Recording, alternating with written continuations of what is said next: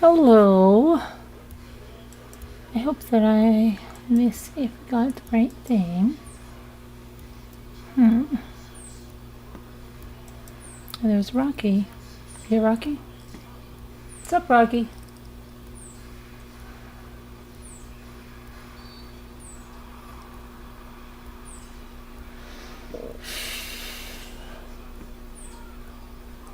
Why is Rocky up so early? What are you talking about? I'm live. Why is Rocky up so early? He's up already? He's squeaking in there. You don't hear him? No. Yeah, I bought him new snow piece. Okay. Whoopsie. Okay. I'm actually early tonight, so alright. We're gonna finish, I don't know if we're gonna finish. We're going to go on and stay with this filing, 337 pages, is it? 300, I think so. And I learned some things. I was saying, like, I didn't know that Scott Peterson made those caramel or candy apples for Amber Fry, and then he used Pink Lady apples. I didn't remember that he made the seafood lasagna. Maybe I didn't know it. I totally forgot it. But anyway, hi, Al. So we're going to go through some more of this stuff. It's pretty interesting. And if you've been under a rock and don't know the Scott Peterson case, it will brief you. If you missed the first video, you could try that. Let me just pull this up here over here. Okay, so here we go. We were on the 3 large patio umbrellas, 2 tarps, and unopened fishing lures. And what we're reading is the filing from the prosecutors in this case about what is that? What is that? No, what I is was having one for myself. No, I don't want one. Not now. Okay, so what it is, it's gonna like say all the reasons why the judge should not grant an appeal in the conviction. So, we got to right here last time. So it's 3 large patio umbrellas, 2 tarps, and unopened fishing lures. Detective Braccini asked the defendant to unlock his trunk, which he did using his remote control fob. The detective stood on the top of the rear driver's side tire and inspected the contents of the bed of the pickup truck. And you know, a lot of you that followed us, hi Debbie, followed us when we did the reenactment of the trial, these names will be very familiar to you, and a lot of this will be very familiar to you because it was covered in the trial, right? Okay, I like, you can remember this. It's weird. I can remember it because we read the parts out. But yeah, the detective stood on top of the rear driver's side tire and inspected the contents of the bed of the pickup truck. The defendant had 3 large patio umbrellas wrapped in a blue tarp lying inside the bed of the truck. There was also a tan canvas tarp which had been balled up or bunched up and pushed all the way next to the defendant's green toolbox. At the time, Detective Braccini did not realize that this was the cover to the defendant's boat. When Detective Braccini opened the passenger door of the defendant's truck to look inside, the door bumped Laci's Land Rover.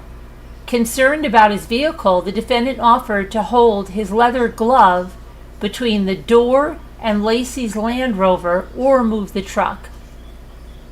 So when the defendant bumps the door into the Land Rover, Scott is all concerned about his truck and says he'll hold his leather glove between the door and Laci's Land Rover or he could move the truck. Detective Braccini apologized and indicated that he would be more careful. Inside the defendant's truck was a Big 5 sporting goods bag containing 2 new fishing lures, which were still inside their packaging. There was a receipt in the bag indicating that the lures, a fishing pole, and a 2-day fishing license had been purchased 4 days earlier on December 20th. Now, why would he get a 2-day license, really? If he had spent this on a boat and he wanted to use it for fishing, wouldn't he get more than a 2-day license? On December 20th, People's Trial Exhibit 73, Big 5 receipt. In the back seat was a camouflage jacket that the defendant indicated he wore while he was fishing. Camouflage jacket. The coat was dry when Detective Brochini touched it, even though later that night the defendant told the detective that he had been wearing the jacket when it started raining when he was in the boat. Right, and isn't that why he had to immediately wash his clothes? Because they were wet. So his clothes were wet, but his coat wasn't wet? Yeah, likely story, Scott. The defendant had a loaded handgun in his glove compartment. He told Detective Brochini that he forgot it was in there and that he had it when he went out pheasant hunting a month ago in Lone Pine with his father. Now, you use a handgun when you go pheasant hunting? Really? I've never seen a pheasant hunter up here hunting with a handgun. That sounds insane. I'm sorry. That sounds insane. I don't know if they do it differently in California out there, but that sounds insane.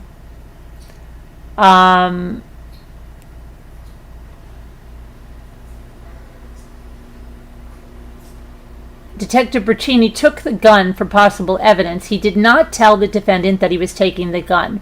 Okay, that's not too bright. Later that morning at about 2:15 a.m., the defendant called Detective Brochini and questioned if the detective took the defendant's handgun. Detective Brochini confirmed that he had taken it. The defendant said he wished he would have told him that he was taking the gun.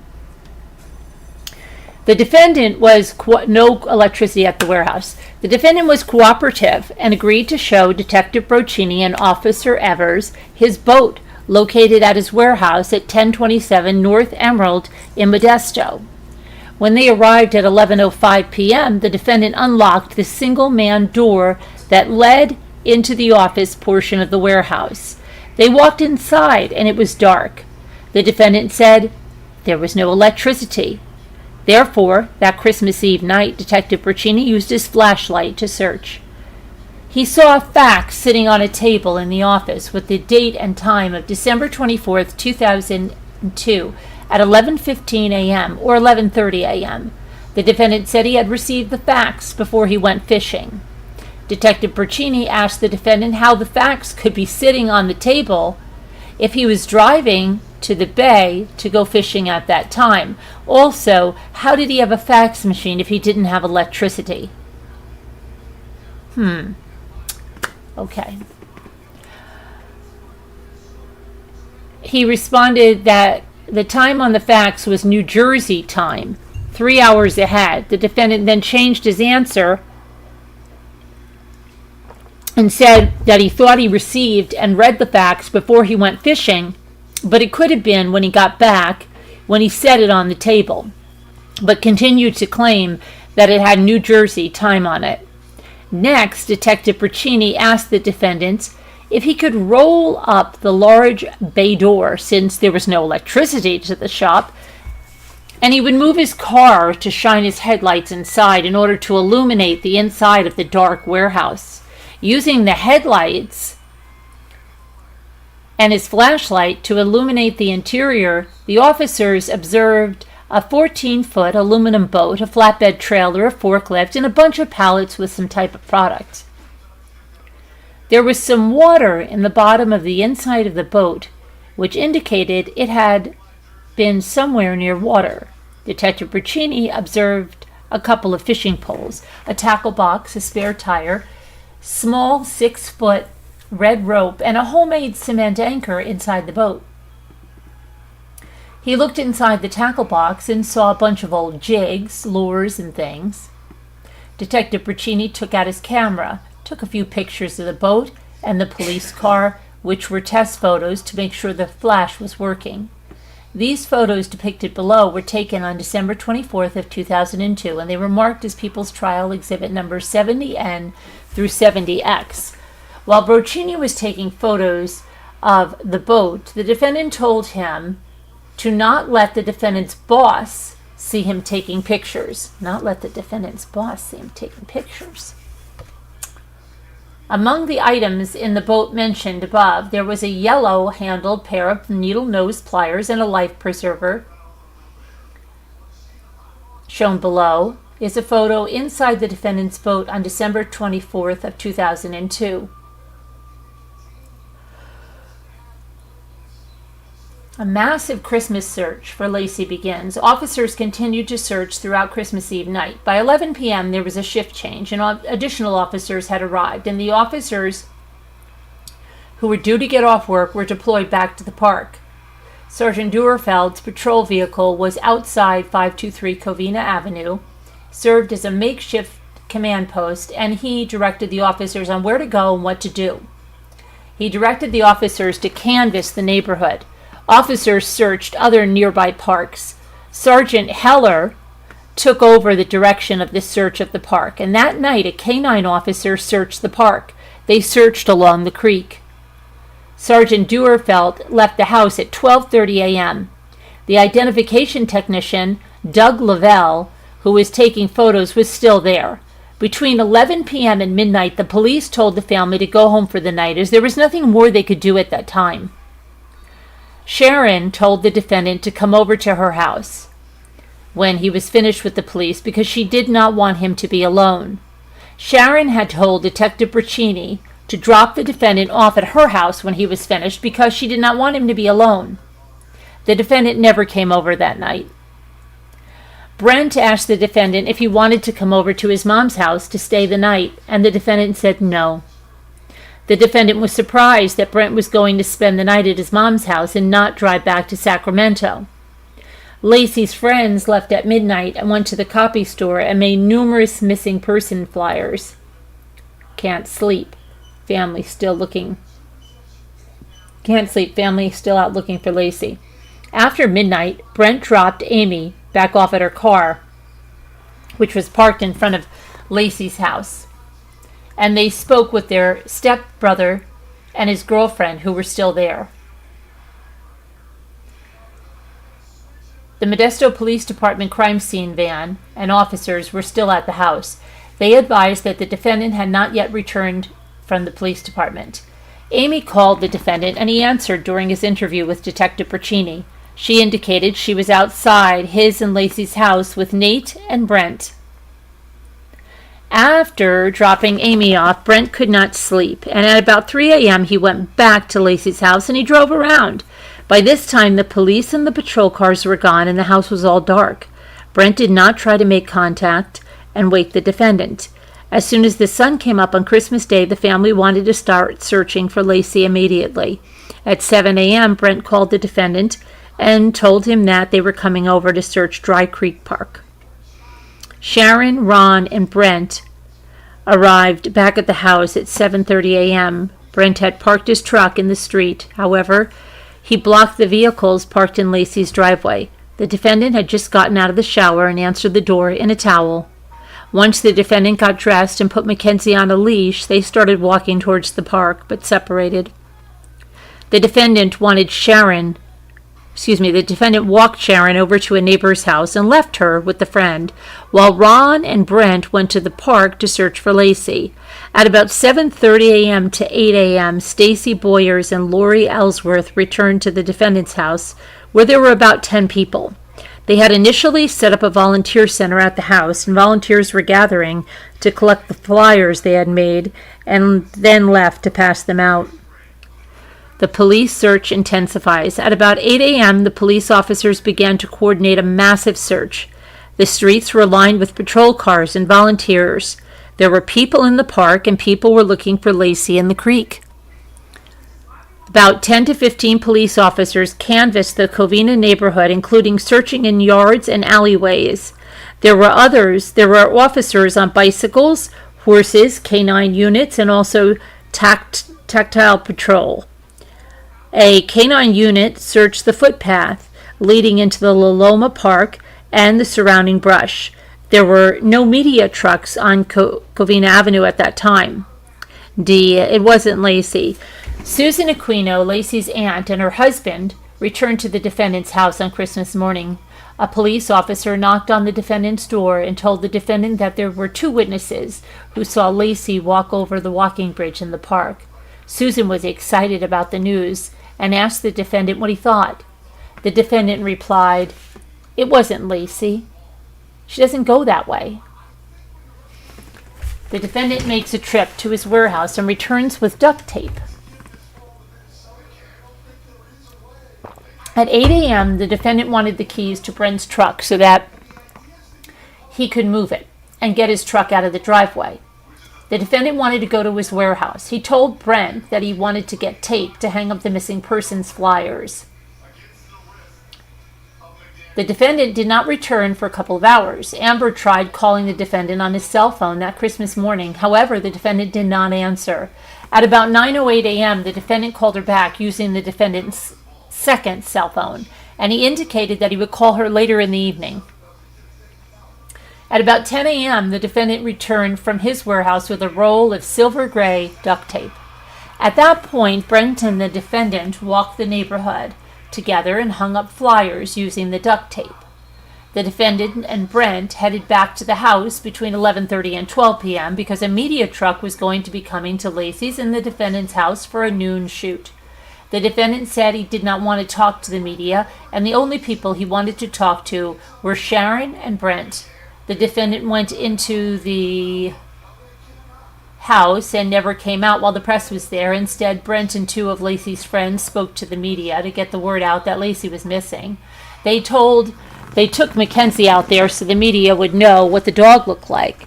Before 1 p.m., the police also held a press conference at the Modesto Police Department on Christmas Day with Detective Burchini and some family members.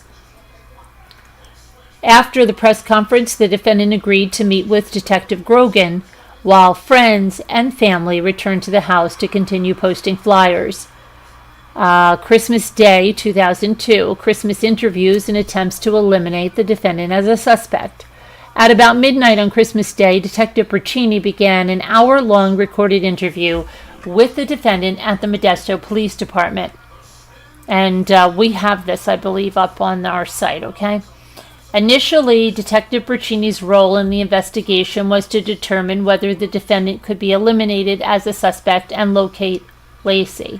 The defendant's demeanor was calm, cool, relaxed, and he was not emotional during the interview.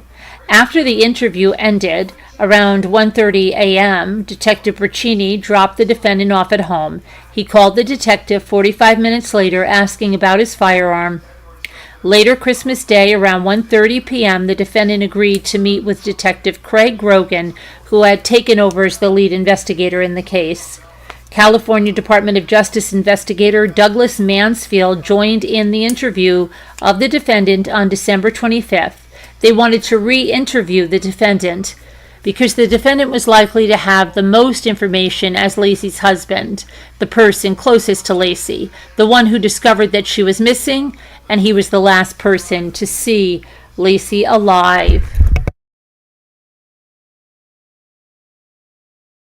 The purpose of the interview was to obtain information about the days leading up to Laci's disappearance, along with background information on Laci's family. Find out if anything occurred shortly before Christmas Eve that would have caused Laci to voluntarily leave on her own, and secure any information that would serve to eliminate the defendant as a suspect. In discussing his activities on Christmas Eve, the defendant said he had no prior experience fishing in the San Francisco Bay. He researched the internet and decided on the Berkeley area. Defendant said it was too cold to golf. He opted to drive about 180 miles round trip to fish on the bay, although he was only on the water for an hour. Defendant said he really wanted to get the boat in the water to see if it worked. He went trolling for fish as he made his way to Brooks Island and back. As for Laci's activities, the defendant told Grogan and Mansfield that she walked almost every day. He detailed the path she usually took from Covina down into East Loma Park. The defendant said that Laci had been wearing some of the jewelry she inherited when he last saw her on Christmas morning. He thought that it was possible that Laci wore it when she was walking in the park and a transient robbed her of the jewelry and kidnapped her. Investigator Mansfield specifically asked the defendant if there were any problems in his marriage or if there were any third parties involved. The defendant said that neither he nor Laci were involved with anyone else outside the marriage. The defendant told Detective Grogan that Laci woke up before he did that morning. They both ate breakfast. They watched part of the Today Show and Martha Stewart. Martha was making a marinade or something to the effect for French toast. Laci was mopping the floor when he left after the defendant had decided to go fishing that morning. Why would she be mopping the floor when she just had the cleaning lady over? The defendant told Detective Grogan that he left the house and went to the warehouse located on North Emerald Avenue. When he arrived at his office, he checked the email on his computer, and he received an email about a golf bag that he was selling on eBay on his work computer. He then sent an email to his employer, and then he put together a mortiser, a woodworking tool. After putting the mortiser together, the defendant told Detective Grogan that he cleaned up his office, unloaded some tools from his toolbox, and then attached his boat and trailer to his truck and left at about 11 a.m. for the Berkeley Marina. Once he arrived at the marina, the defendant described going to an island a short distance north of the Berkeley Marina, which had trash around the island. He trolled, trolling on his way out there and back. After this interview, Detective Grogan determined that he needed to eliminate the defendant as a suspect and completed a search warrant for the defendant's house, vehicles, and warehouse. Through the investigation, inconsistencies with the defendant's statements. Through the investigation, the officers determined that there were multiple inconsistencies in the defendant's statements. There were also statements the defendant made during interviews which, while they could not be directly disproven, seemed illogical. A morning decision to golf. In the first interview with Detective Bracchini, the defendant, Scott Peterson, said he decided to go fishing that morning. He chuckled as he told Detective Bracchini that it seemed too cold to go play golf at the club, so he decided to go fishing. As discussed in greater detail below, this was inconsistent with the evidence which indicated that the defendant, Scott Peterson, had filled out the fishing license he purchased 4 days earlier from Big Five, with the date of issue being 12/23, and the 2 days he could fish were the 23rd and 24th. No map, just winging it. During the interview with Detective Bracchini, the defendant claimed he did not have a map for the area and he was just going to wing it. This was inconsistent with what he told Detective Grogan in Mansfield. In that interview, the defendant indicated that although he had no prior experience fishing in the San Francisco Bay, he researched the internet and decided on the Berkeley area. Furthermore, the physical evidence indicated that the defendant was not just winging it. In fact, a forensic examination of the defendant's computer showed that the defendant, on December 8th, researched and reviewed maps of the Berkeley Marina, including information on trailering and boat parking, before he even purchased a boat on December 9th. The defendant had also pre-purchased a fishing license with an ocean endorsement on December 20th of 2002, which expired on December 31st of 2002. During a search warrant at the defendant's warehouse, police located a printout related to the defendant's internet research on fishing. Martha Stewart and meringue. The defendant said he and Laci watched Laci's favorite show, Martha Stewart, and told Detective Bracchini that Martha was talking about what to do with meringue. The defendant told Detective Grogan that they watched part of the Today Show and Martha Stewart, and Martha was making a marinade or something for French toast. The police obtained copies of the Martha Stewart shows that aired on December 23rd and the 24th. The December 24th show aired at 9 a.m. in the Modesto area, and there was a comment about making meringue. However, this occurred 48 minutes into the show, which was at 9:49. Thus, if the defendant left at 9:30, as he claimed, there was no way that he could have heard this portion of the show. The defendant said, both in his interview and to multiple officers, that he left the house at 9:30 a.m. Again, his statement was inconsistent with the evidence. Upon further investigation, the defendant's cell phone record showed that the defendant actually left the house 38 minutes later at 10:08 a.m. The defendant called his voicemail to retrieve his messages on December 24th at 10:08 a.m. The AT&T switch connected the call to the cell tower located at 1250 Brighton Avenue, which serves the defendant's house and the Covina Avenue neighborhood.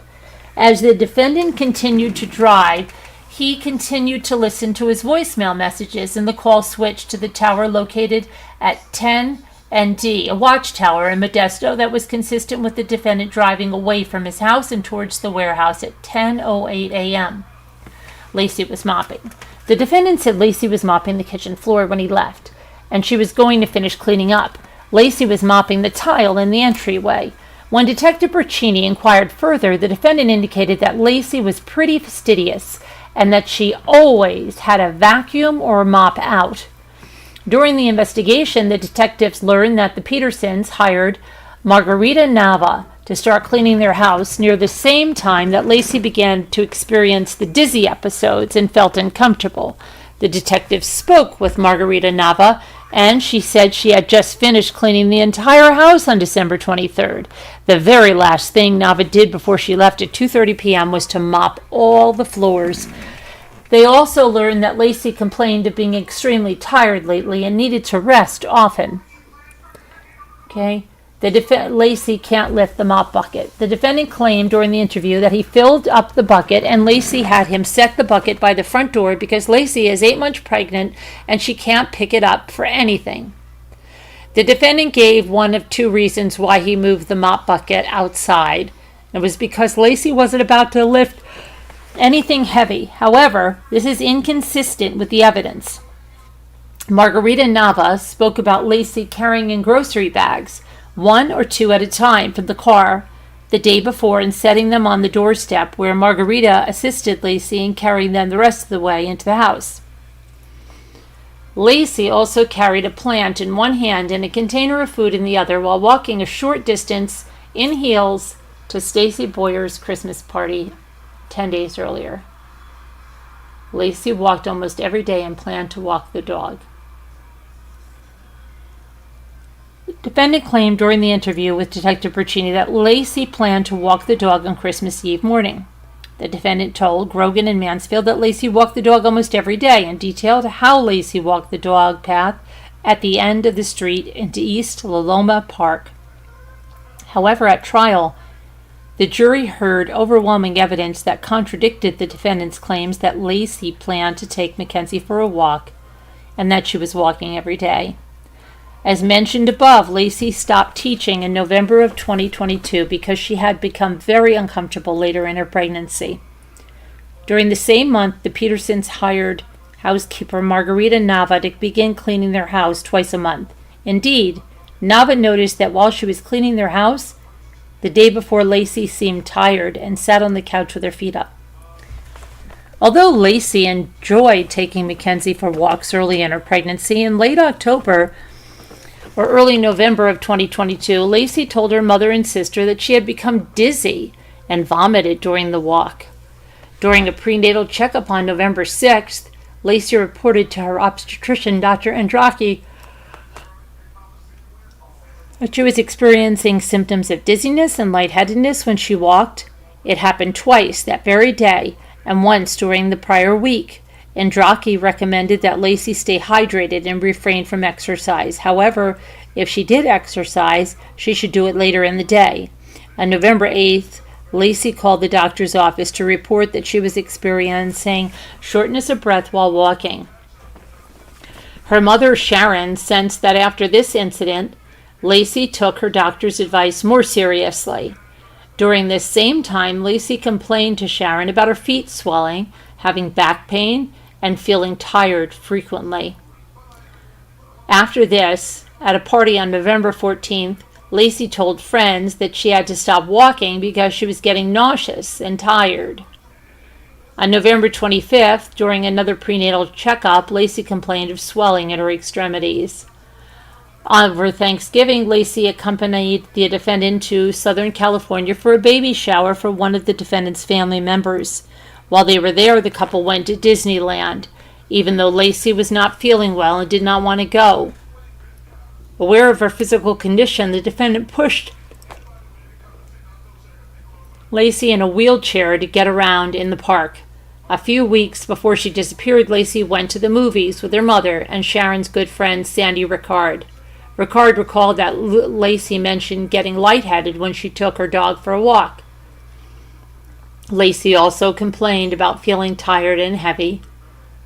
On December 14th, when Laci arrived at Stacy Boyer's house for a Christmas party, Stacy observed that Laci was exhausted. At the party, Laci told her childhood friend, Lori Ellsworth, that she was very tired. Laci also told Terry Western, Boyer's mother, that she was very tired a lot and that it was hard for her to walk. On December 20th, Laci had a phone conversation with a good friend, Renee Tomlinson, and told her that she was feeling tired and ready for the baby to arrive. Laci and her neighbor, Karen Servas, last spoke on December 22nd. Laci told Servas that she felt tired and had almost fallen into the pool a couple of weeks prior because she was off balance. The housekeeper, spa employees, and Amy, Laci's sister, each observed that Laci seemed tired or complained of being tired on December 23rd, 2002. Margarita Nava observed that on that day Laci was moving slowly. Laci told Michelle Bauer, the spa owner, that she was uncomfortable and having trouble sleeping. Stacy Boyers talked to Laci for the last time at 4:45 p.m. on December 23rd. Laci told Boyers that she was tired all the time, and every time she tried to do something, she had to stop and rest. Although the defendant specifically suggested Laci went walking in La Loma Park, the dirt trail leading from Covina to the park was steep and very, very rough. One woman who walked in the neighborhood and the park explained that she could not negotiate the trail when she was pregnant because it was so steep and uneven. Grocery shopping for Christmas brunch. Let me just grab some coffee here.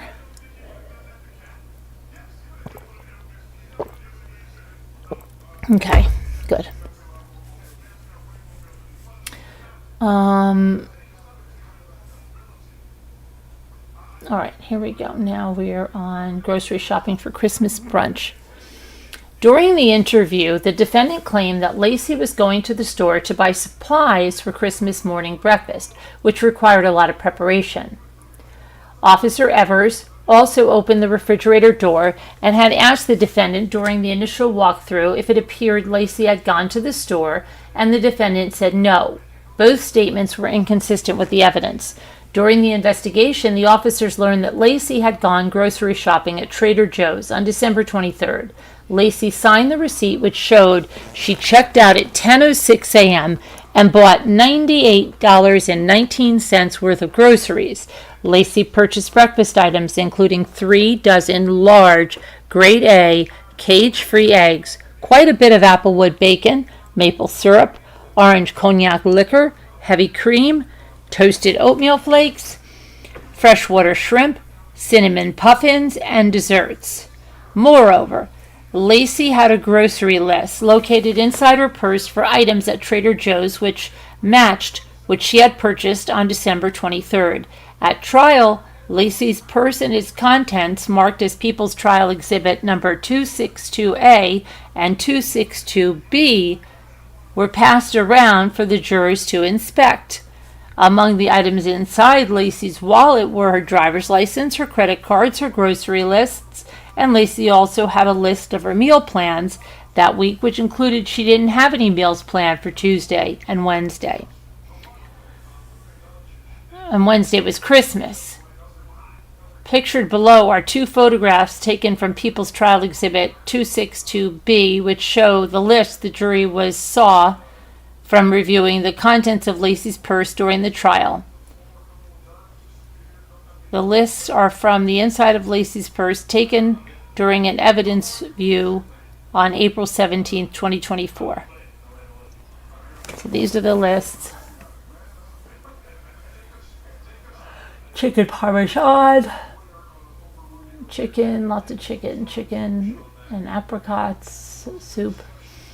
During the interview, the defendant, gingerbread versus gingerbread cookies.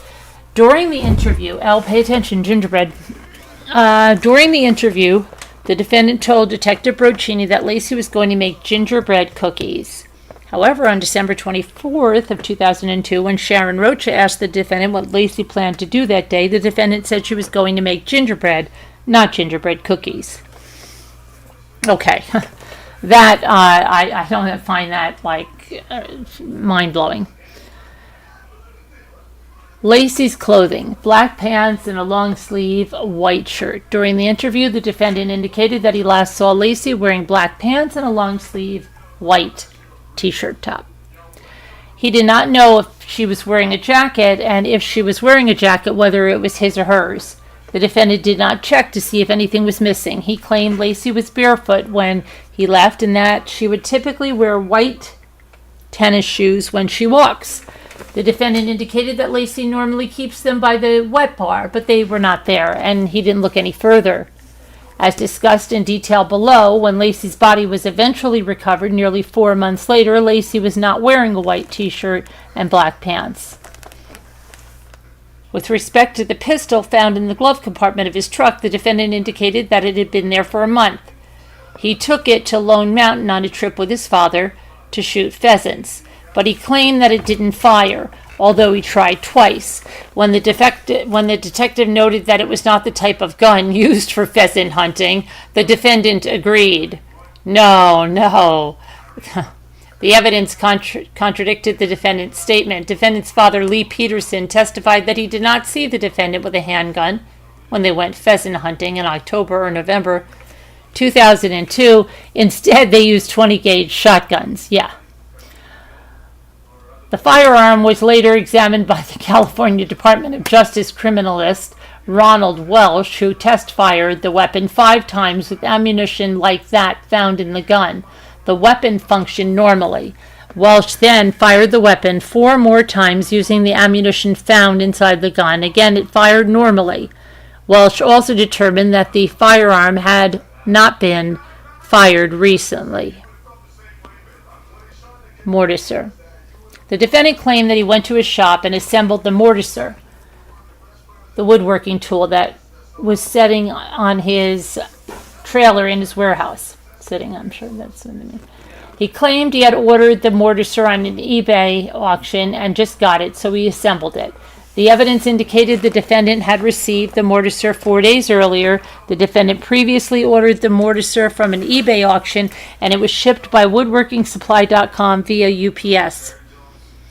He picked up the package from the UPS on December 20th of 2022 at 4:35 p.m. Furthermore, there was evidence that the defendant had been at his office on December 23rd, 2002, using his work computer from 9:27 a.m. until 9:42 a.m.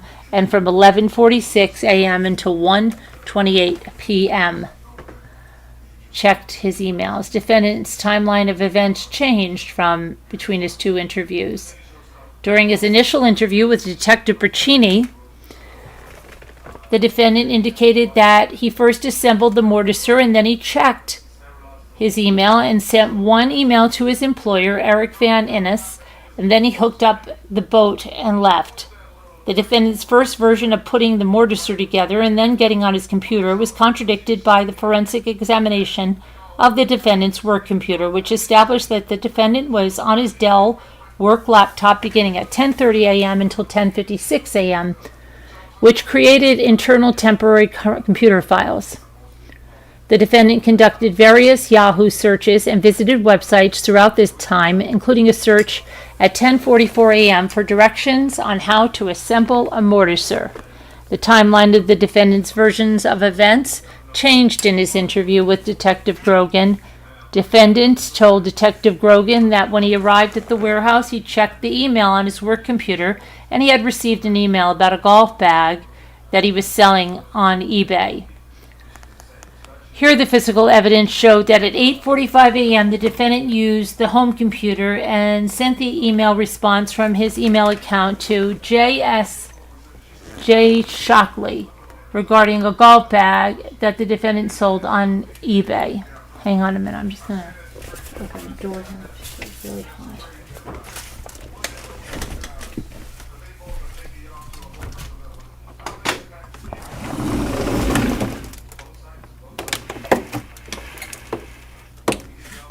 Okay, that's nice. Cool air coming in. Okay, now let's see. Now we have driving around with 3 large patio umbrellas. Detective Burchini asked the defendant why he had the patio umbrellas in the bed of his pickup. The defendant said he put them in the bed of his pickup truck that morning with the intention of storing them at the warehouse, but he forgot to unload them. The umbrellas were in the bed of his truck while the defendant was at the marina. The defendant got back to the warehouse. He unhooked his boat and forgot to unload the umbrellas again.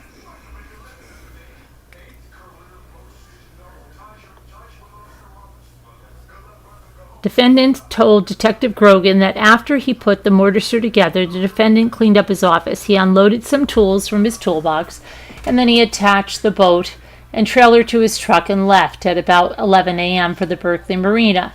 For the defendant to unload tools in his toolbox, the defendant would have to have been in or next to the bed of his pickup, where the patio umbrellas were located. Additionally, the defendant had to hook the trailer bowl to his hitch and would have been at the bed of his pickup and seen the 3 large patio umbrellas, yet the defendant maintained during the investigation that he forgot about them. In a subsequent interview with Detective Grogan on January 3, 2023, the defendant retracted that he put the patio umbrellas in his truck on December 24, 2022, with the intent to drop them off at the warehouse, but forgot to do so. Instead, the defendant took the umbrellas to the marina, where they remained in the bed of his pickup truck while he was out at the bay. He also forgot to drop them off at the warehouse when he unhooked the boat trailer from his truck prior to returning home. 2 versus 3 phone messages. Defendant told Detective Burchini during his interview that he called Laci at home as he was leaving the marina, and he left a message, and then he called and left a message for Laci on her cell phone. He indicated that he called Laci on her cell phone and left another message when he was in Livermore. During the interview, the defendant pulled out Laci's cell phone. He entered the password and was required to get the block. He entered the password that was required to get into the lock screen.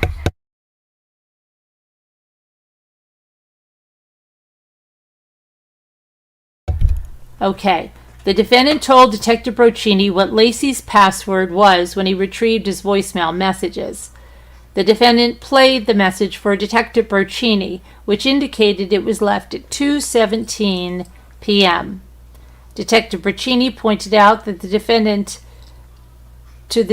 that there was only one message on Laci's phone during the interview. Later, the defendant's cell phone records were obtained and indicated that at 2:12 p.m., the defendant checked his voicemail using the cell tower located at 2600 10th Street in Berkeley, which services the Berkeley Marina. At 2:14 p.m., the defendant called his home telephone while at the same location, and at 2:17 p.m., the defendant called Laci's cell phone, which indicated he was still in Berkeley, and used the same cell tower. As discussed in further detail below, the defendant also made phone calls to his good friend Greg Reed and 2 calls to his father, Lee Peterson, as he drove from Berkeley back to Modesto. Okay, the defendant's cell phone was used and indicated that he was at home based on the cell tower's which services the Covina area at 5:44 p.m. Okay. During his 180-mile trip just to see if it worked. During his 2 police interviews, the defendant claimed that he really just wanted to get the boat in the water to see if it worked. The defendant told detectives that the boat had never been in the water and he had only dry started it. He decided to drive 90 miles from home on Christmas Eve to put the boat in the water. The Stanislaus County District Attorney's Office investigator Kevin Bertolato researched and identified at least 11 different freshwater fishing locales with boat ramps within a 9 to 90 mile radius from the defendant's residence as options for where he could put his boat in the water to see if it worked. Fished with the silver lure versus saltwater lures. The defendant told Detective Broccini that he was out on the water for an hour and a half trolling for fish.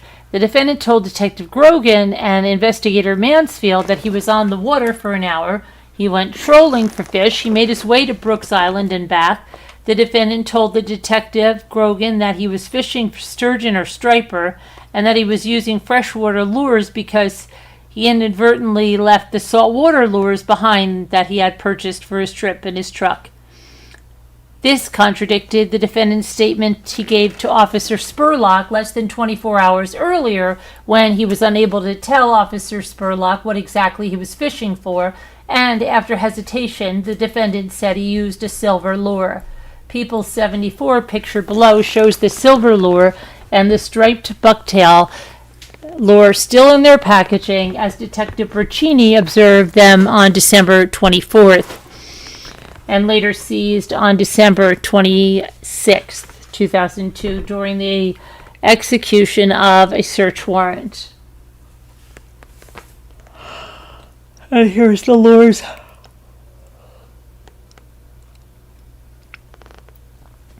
The evidence did not support the defendant's fishing claim.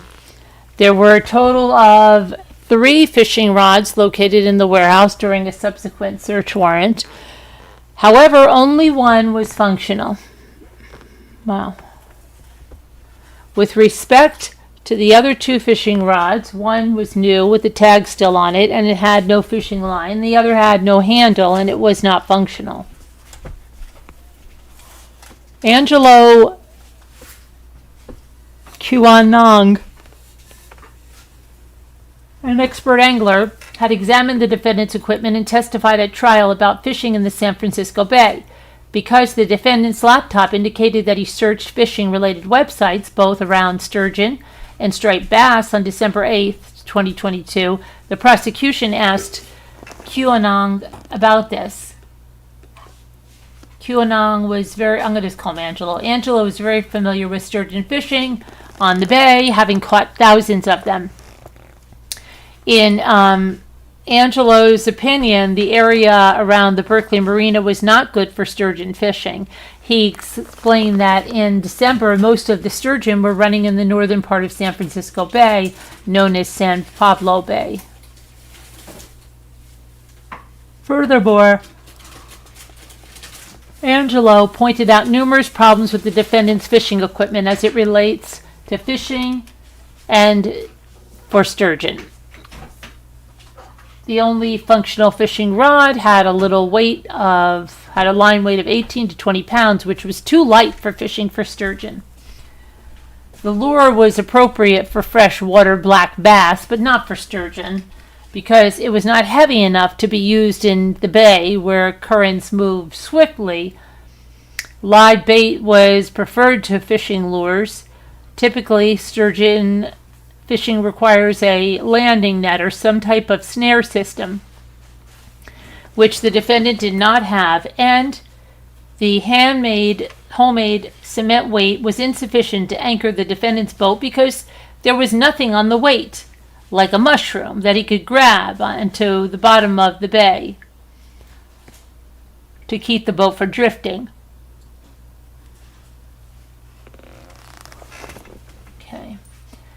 Additionally, although the defendant told both detectives that he had been trolling for fish on the bay Angelo explained that it was illegal to troll for sturgeon. As for striped bass, Angelo stated the best time to fish was spring through early fall in San Pablo Bay. The same fishing equipment that was used for catching sturgeon could be used to fish for striped bass, since both types of fish feed on the bottom of the bay during winter months. Therefore, according to Angelo, the defendant's equipment was also not suitable for catching striped bass. Although one of the defendant's lures could be used for striped bass, live bait was used in winter months, and since striped bass fed on the bottom of the bay in the winter, the other problem was the defendant's lure was that she could only sink 5 or 8 feet into the water deep enough to reach striped bass feeding at much lower depths at the bottom of the bay. Defendant order other lures were used for rock fishing or fishing near deep reefs in the ocean, not on the bay. Okay, faithful marriage. During his first interview, the defendant assured Detective Broccini that there were no problems in his marriage and that everything was good. In the second interview, Investigator Mansfield specifically asked the defendant if there were any problems in his marriage or if there were any third parties involved, and the defendant said that neither he nor Laci were involved with anyone else outside of their marriage. It was on December 30th, 2022 that Amber Fry contacted the Modesto Police Department and divulged that she had been having a sexual relationship with the defendant over the past month. In addition to the defendant's lies about the affair with Amber Fry to Detective Broccini and Detective Grogan, the defendant lied to Ron Gransky when Ron questioned him.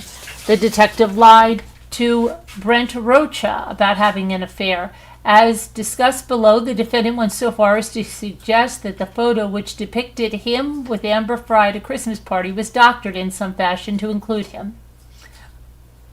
The defendant would further lie on national television during an interview with Diane Sawyer when he claimed that he was told the police about his affair with Amber right away. A fish story. Although Gransky went fishing on Christmas Eve, he was an avid fisherman and fished often. Gransky fished 16.5 miles away from his home while Sharon was at an afternoon matinee.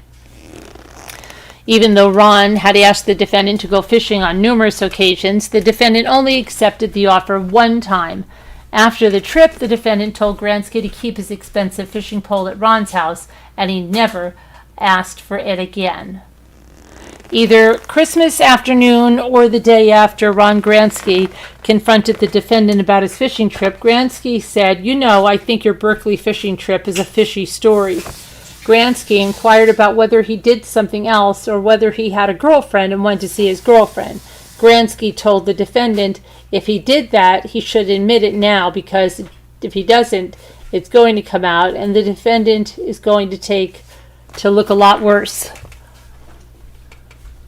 The defendant replied no and turned and walked away.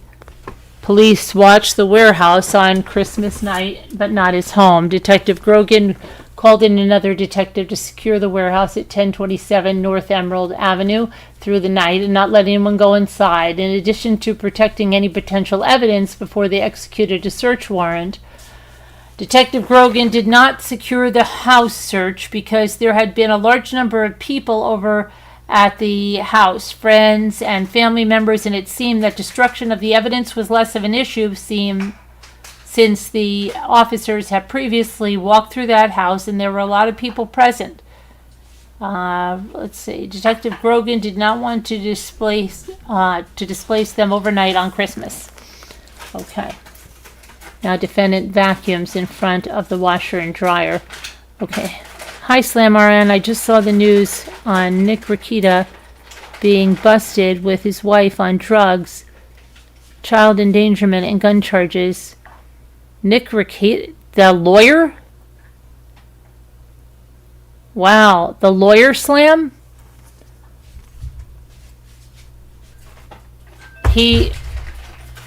Yes. Oh, wow. Rekieta law. He was busted with his wife on drugs, child endangerment, and gun charges. Oh, wow. That's crazy.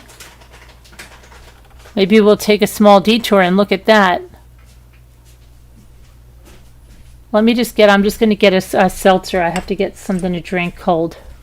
1 second. That's really crazy, Slam. That's very crazy. He fell asleep during a stream recently. Really, Slam? Did you know that prior to this? Hi, Ralph. Hi, everybody. Hang on. I just have to get a seltzer. I'll be right there. That's something, Slam.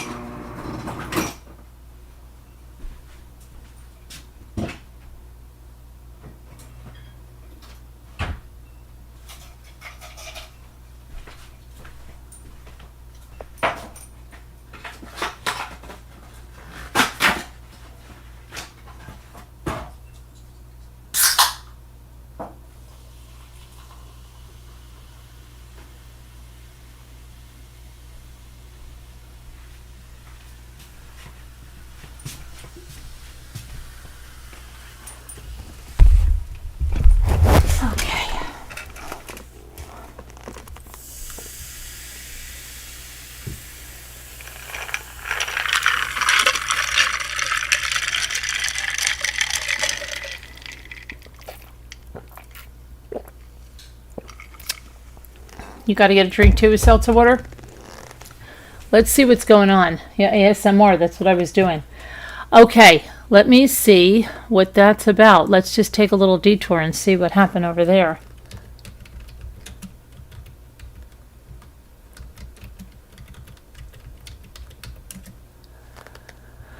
Nick Rekieta, Minnesota lawyer and YouTuber facing a drug charge.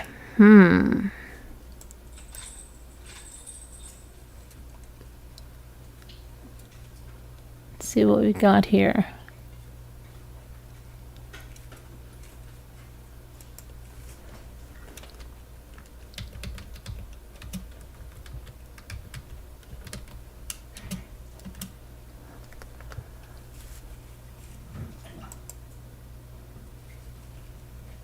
Uh-oh, SpaghettiOs. Okay.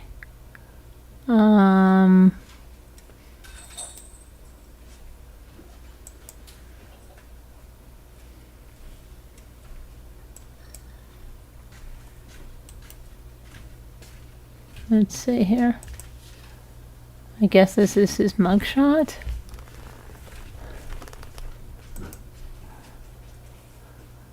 All right, let's see.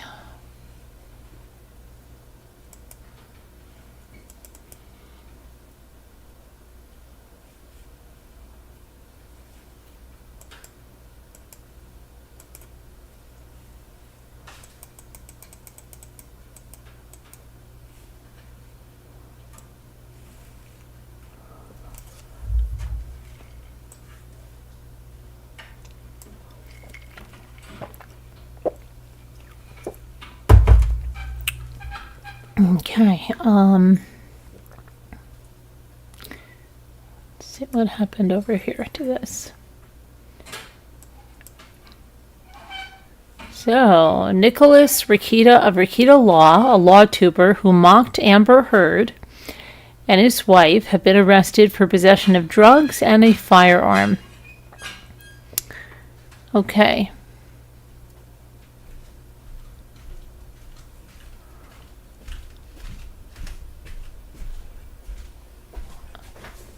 Apparently, he made a killing off of making anti-Amber Heard content during the trial.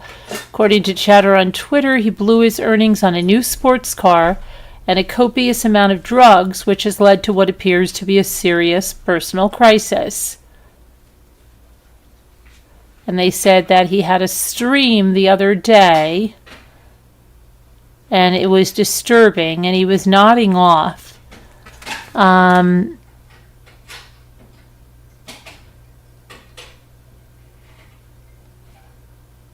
The video from the other day is disturbing.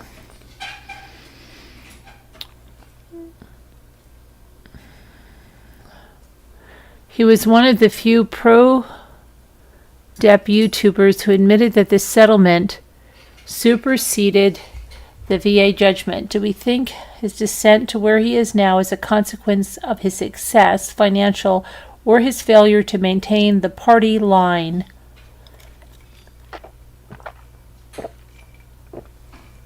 Of Depp winning.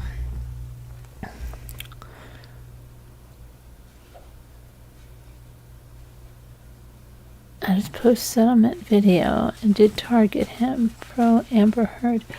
Okay, let me see here.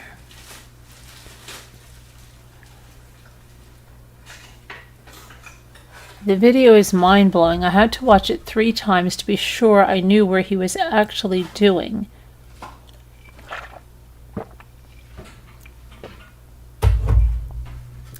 Okay, so he looked at the kids as friends of the family, and they were always hungry. Okay, let's see the news, what they have to say about this here, okay? So, his wife and him, hold on a minute. Wow, okay.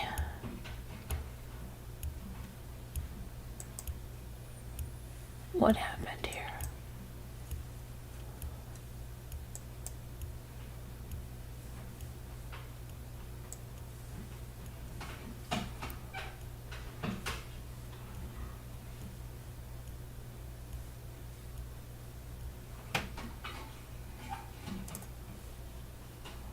So, let's see here. So this is Kayla Christine Rekieta. She's 40 years old.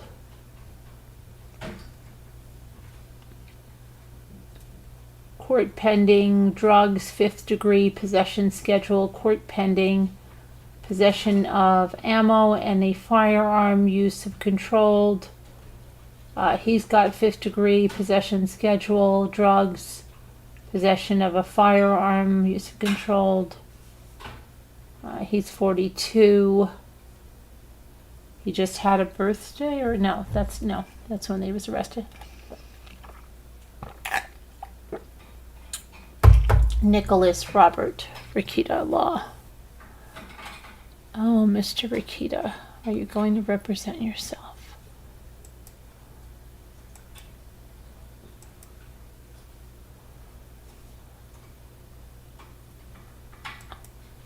Okay, let's see what we got here.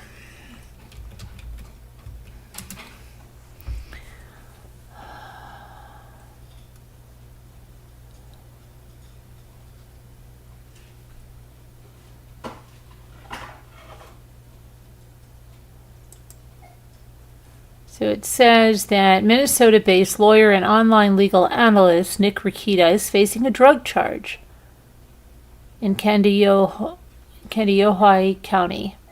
Rekieta was arrested Thursday along with his wife Kayla and a fellow online personality. Who's the fellow online personality? Prosecutors filed charges against Rekieta and his wife on Friday for 2nd degree possession, child endangerment, and a gross misdemeanor firearm charge. According to the charges, law enforcement attempted to execute a search warrant on May 23rd at Rekieta's home in Spicer and was greeted by a girl at the front door who would not let them inside. After Rekieta refused to provide the door code, law enforcement used a door ram to get inside and found Kayla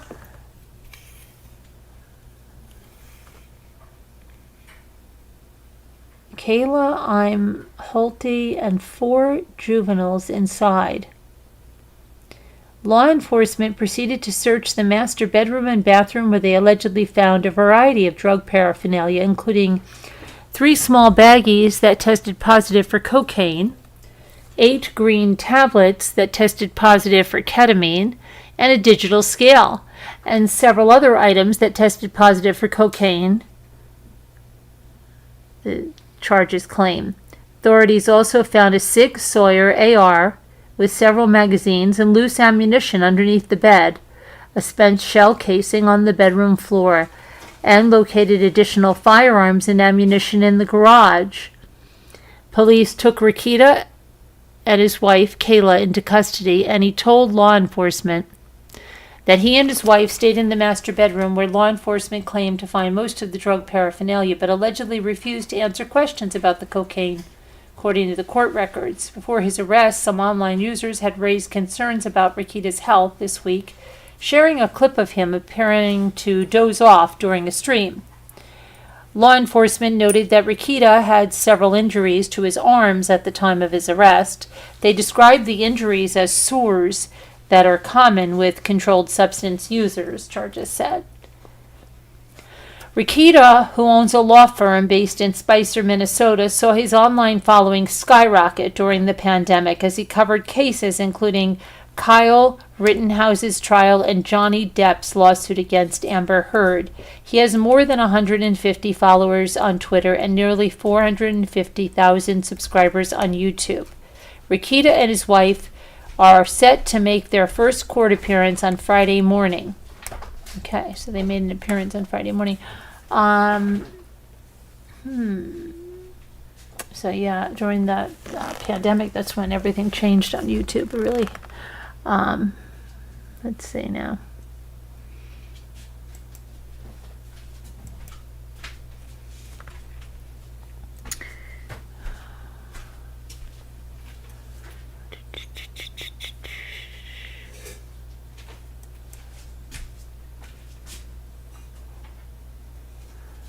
All right, let's see what happened. Oh, his nanny. That Okay, so it says Nick is a lawyer and political commentator on social media who gained a huge following during the Kyle Rittenhouse trial and later the Johnny Depp trial. They were allegedly found in possession of several controlled substances along with firearms. He's been looking very disheveled over the last year or so and has lost weight. His drinking had obviously gone off the rails, but seems to be hard drug use. Okay. Her mugshot has the look about her, as does the nanny. So they have 5 kids and homeschool. Oh, wow, they have 5 kids and homeschool them? Wow.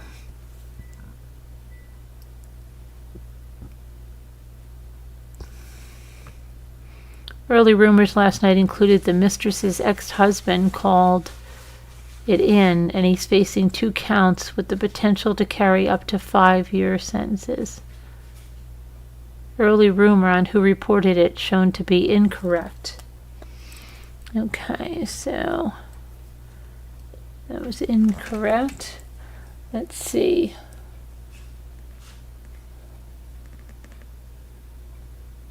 Have a mandatory reporting issue, and I want to speak with an officer about.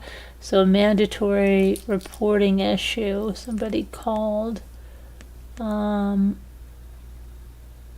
and the nanny. I'm Holt. April Diane.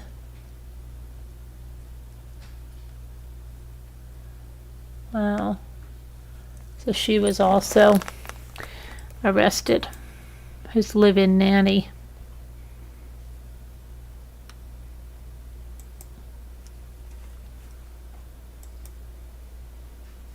Inches.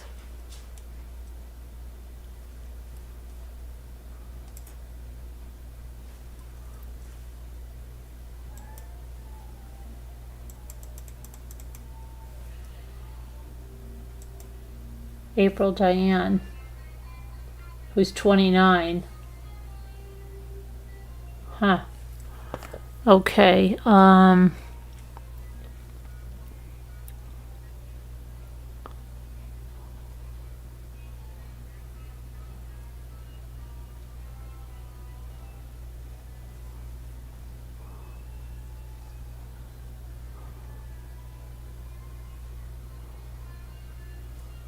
So someone said that he deleted the stream that I guess he fell asleep in.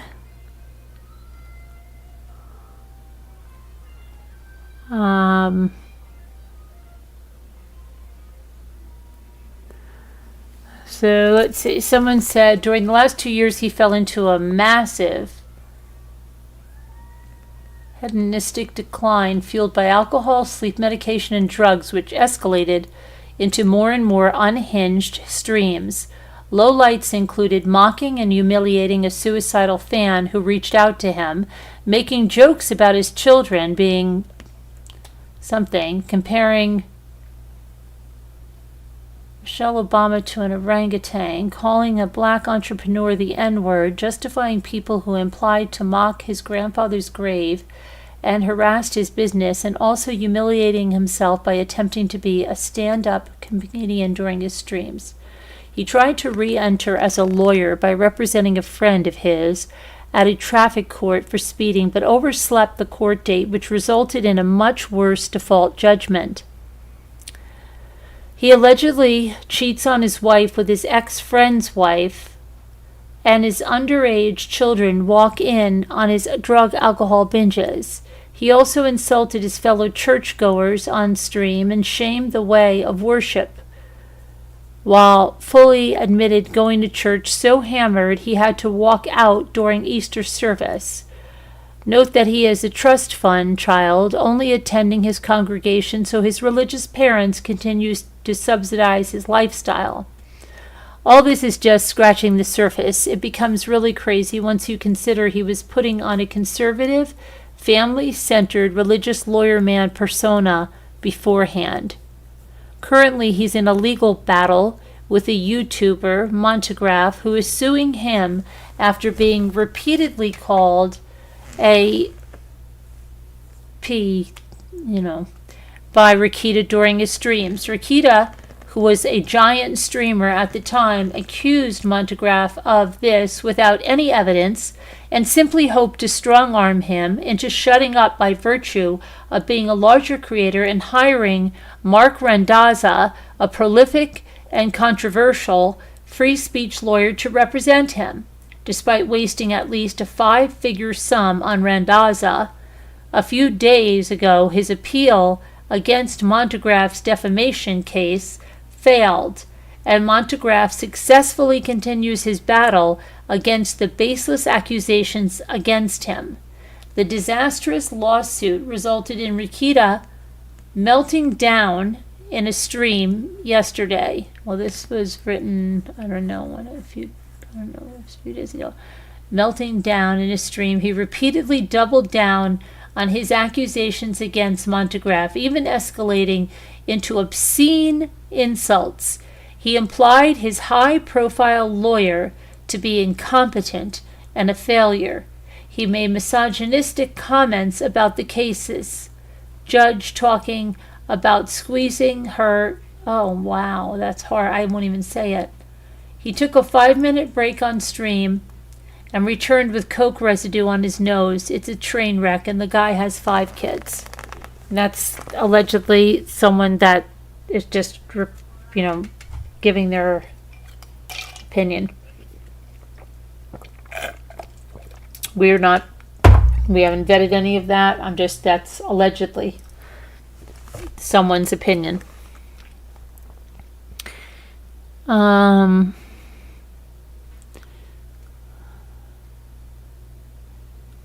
Let's see what's going on here. April's husband, Aaron, said that Nick was the one who introduced her to cocaine. He's a YouTuber as well.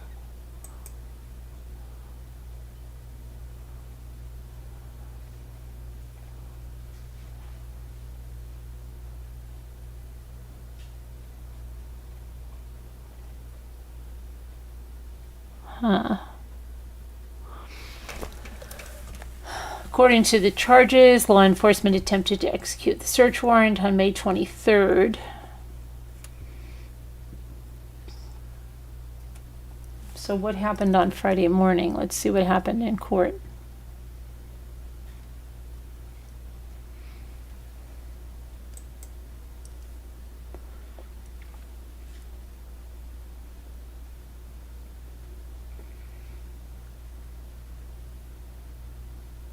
Okay, so someone's saying that he was snitched on by his own church pastor, and they're showing that Sergeant David Nestor take a mandatory reporting call from an individual.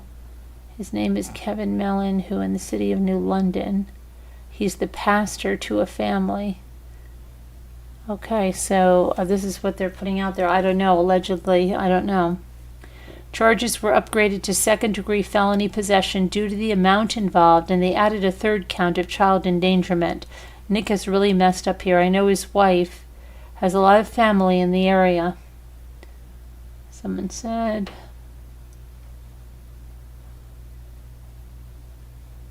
to help with the kids. Nick's folks live in Florida.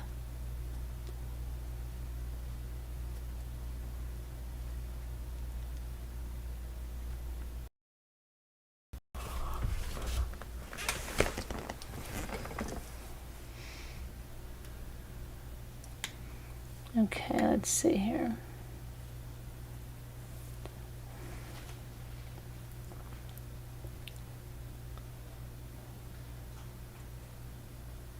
Okay, here's what somebody said. The charging document let's see what's going on. Nick and his wife are facing up to 25 years in prison with a felony possession of a controlled substance. Cocaine and ketamine, firearms. The third lady is charged with only felony possession charge. He also pleaded that he will be representing himself, his wife, and the other lady, currently released on a $50,000 bond conditional, originally spurred by a CPS call by a mandated reporter on May 16th. Cops had to forcibly break down his door because nobody would let him in. He is assigned to the same judge in his defamation case, who he was talking about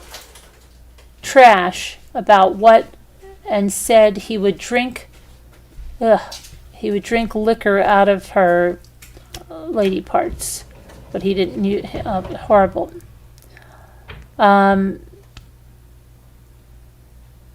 Okay.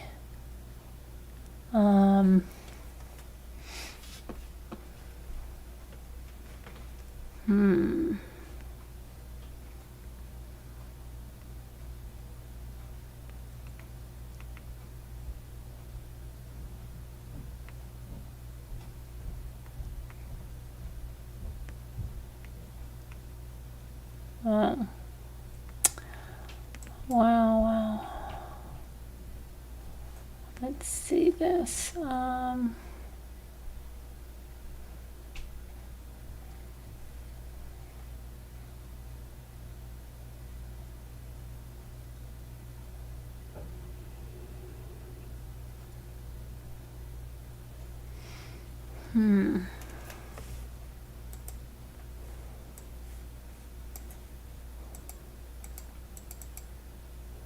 So he's going to represent himself, his wife, and the nanny. Okay, let me see what you guys are trying to get me back to the chat to see what's up here.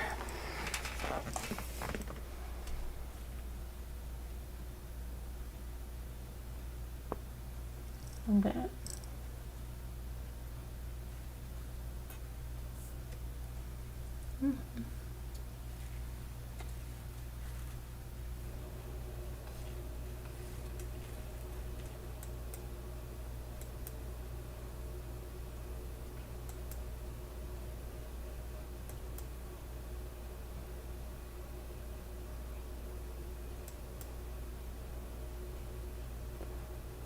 Multiple measles cases.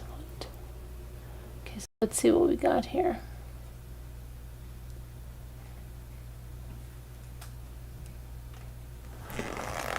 right. See if I can get back to you guys. Where are you?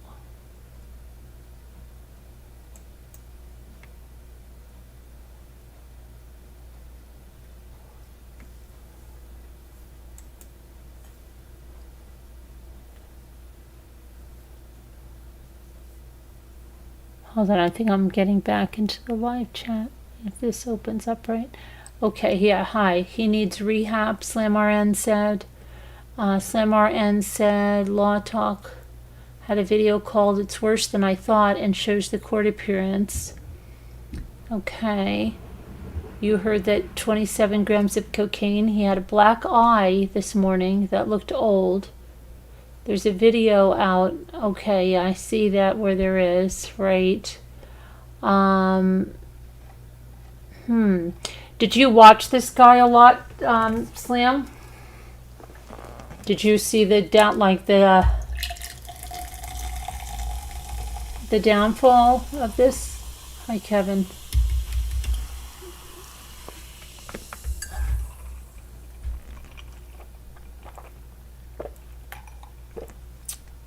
She is not his nanny? Well, I mean the nanny of his kids. Who is she? Who is she then, Slam? It says live-in nanny. In the article I read, who is she? Who is she, Slam?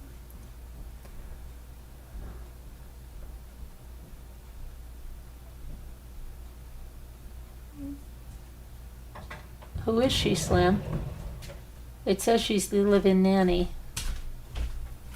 She was working at it in Flushing, Queens. It's not the nanny. It's the nanny. Who is it? Who is it? The wife of a fellow YouTuber. What was she doing over there? What was she doing? What does that other YouTuber do? Is the other YouTuber a lawyer too? How's that? The state of that marriage? Not too good there, huh? Is that, you think that's, what's the deal with that? They were swinging. They were swinging. They were all swinging? He looks like somebody in that mugshot. I don't know who the heck it is. He looks like somebody in that mugshot.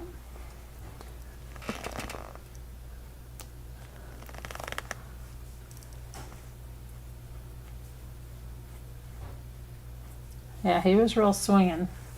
He was swinging all right. He was swinging all right. Let's see.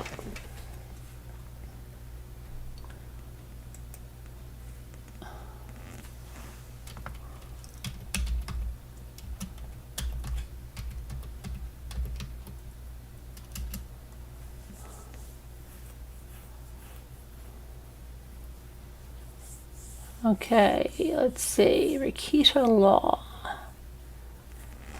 Okay. The videos are all out. The downfall of Nick Rekieta. Nick Rekieta and Kayla in court. Nick Rekieta arrested. Nick Rekieta has hit rock bottom.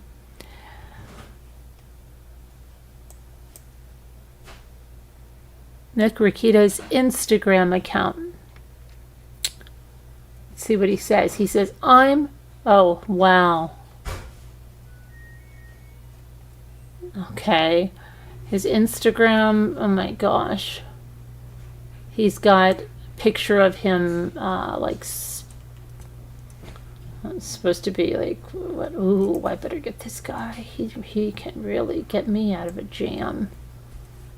I'm trying to put this over here so you can see what I'm talking about.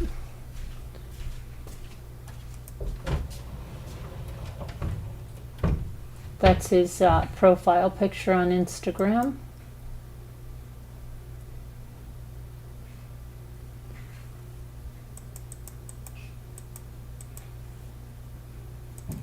Really good. I'm Rekieta Law. I make video content about law, life, and culture. Come remember freedom by joining my community. Okay. What's going on? Who does he look like? Some it is like Better Call Saul, I thought for a minute, but then I'm like, no. He looks like somebody else. I don't know who the heck it is that I'm thinking of.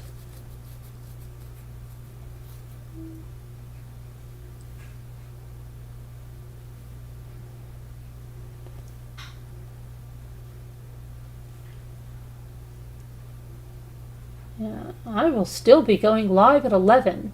I said earlier today not to live in fear or intimidation. I mean it.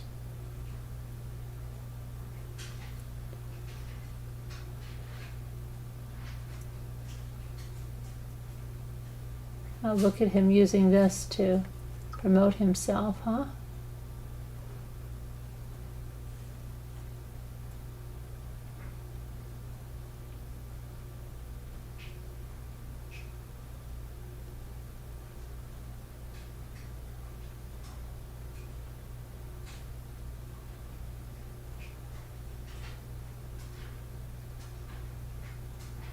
Nice mustache. Nice hairy legs.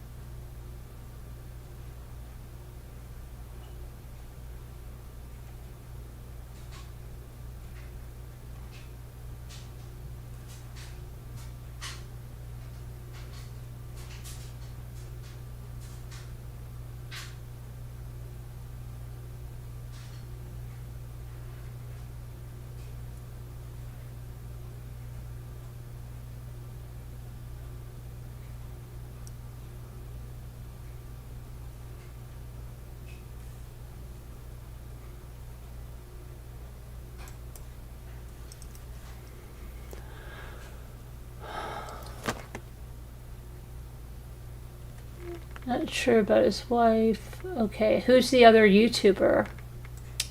Whose wife that is? Whose wife is that? Let's see. Let's see who she is. April. April. What's going on, Diane?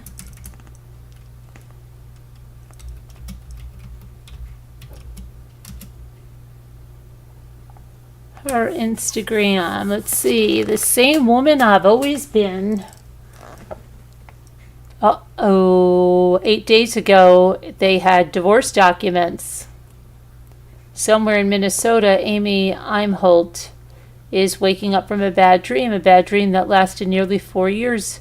So she was getting a divorce.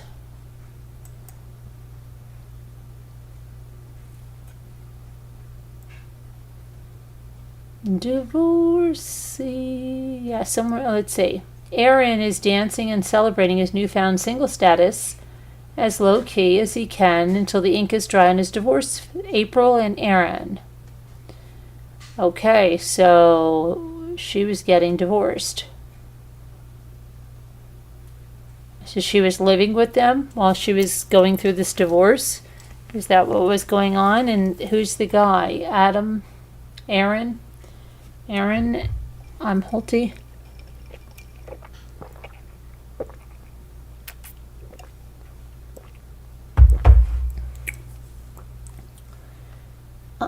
What did it say here? It said they were talking about a guy named Patrick or something. It has some court documents that shed some light.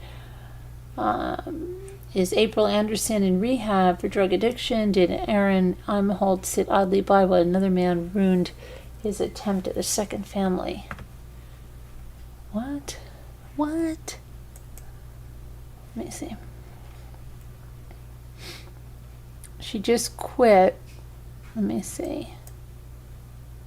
It says April Holte has officially quit. Steele. What is it that she quit?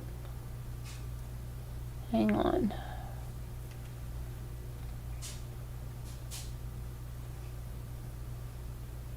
Steel Toe Morning Show. April get bangs and a new man. What? She has to be in rehab. So people, I guess, thought she needed rehab, so what's was going on over there?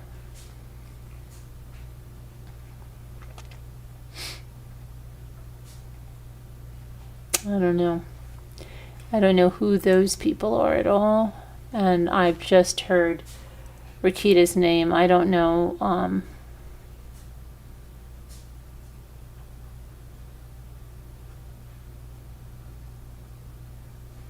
Nick Rekieta and his wife arrested.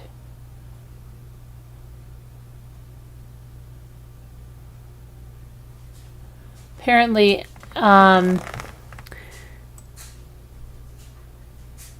was she saying that, I don't know if this is her, that she trained and got herself all in shape or something?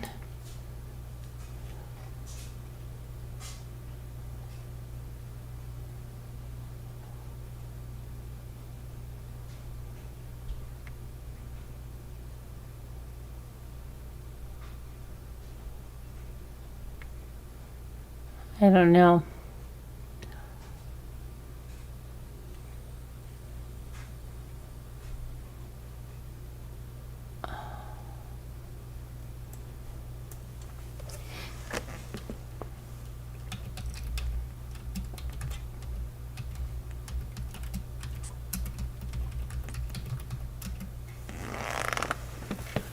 Let's see about this Nick Rekieta stuff. Nick Rekieta.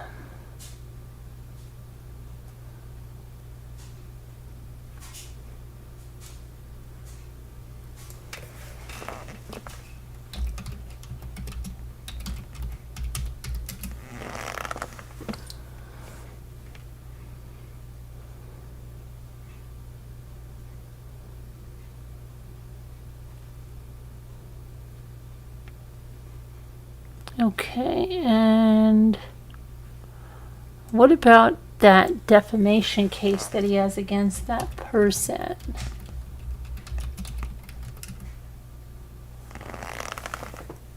Attorney helped build online hate factory.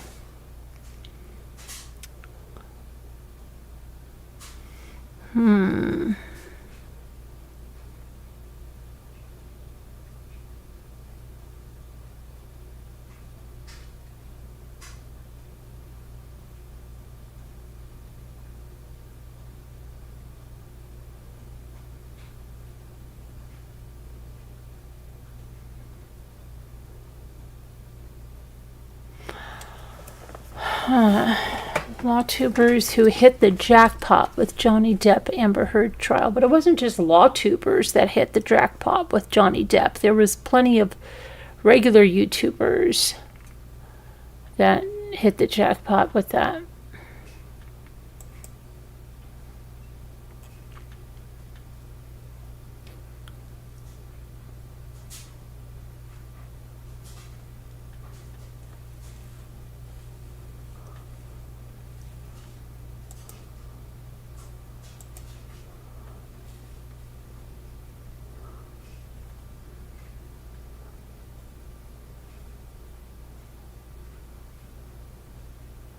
See. Anime movies industry is first.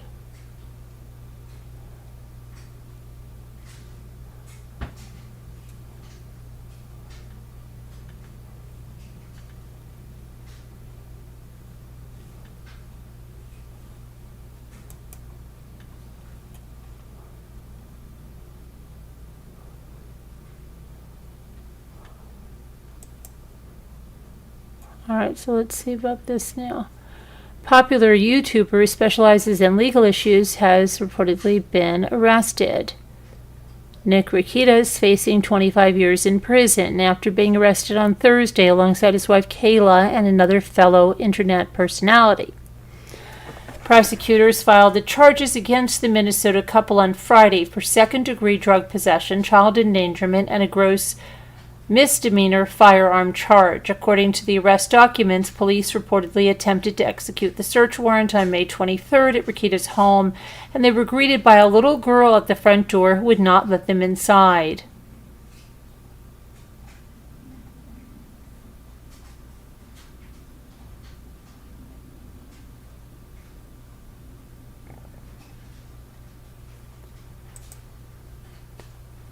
Okay.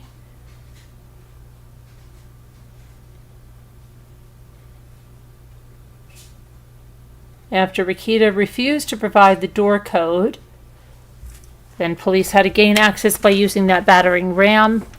And then we heard about that. They searched the master bedroom and the bathroom, and they found a variety of drug paraphernalia, including 3 small bags that tested positive for cocaine and ketamine pills. And then they found a gun and several magazines and loose ammunition under the bed and a spent shell casing on the bedroom floor and additional firearms and ammunition in the garage. Rekieta and his wife were taken into custody. He told authorities he and his wife slept in the master bedroom where police claimed to find most of the drug paraphernalia. The couple allegedly refused to answer questions about the cocaine. Before the arrest, some of the YouTuber's fans raised concerns about his health earlier this week after a clip of him appearing to doze off during a live stream was circulated. Police noted that Rekieta had several injuries to his arms when he was arrested, describing them as sores that were commonly associated with substance users.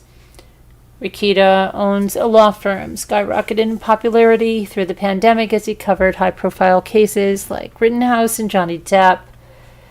Okay. Couple appeared in court on Friday. A recent post from Rekieta suggests he has been released on bail.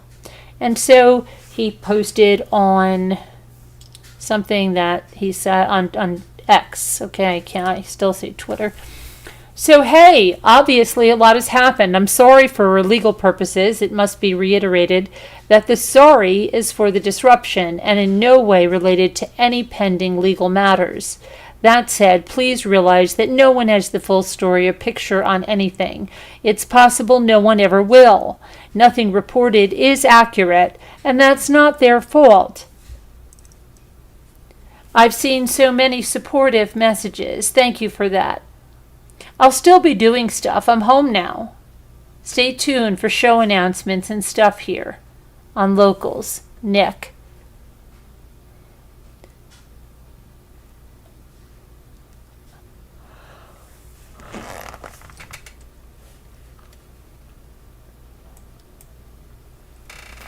So let's see, Rosalita says, Rosalita, hi, Rosalita says, I did not miss 1 minute of the Johnny Depp trial. I'm watching the treadmill trial now. Oh, that's still on there, huh? That's such a heartbreaking case, isn't it? The infectious disease pediatrician was great. Yeah, Scooter was watching that when we were on vacation. I didn't know that was still going on. Slimmer, and yes, I did. I can't believe how many on and off days of the trial. Most judges don't let juries wait so many days in between. What about this Rekieta thing? I don't know this guy really at all. I've heard the name. That's what I've heard.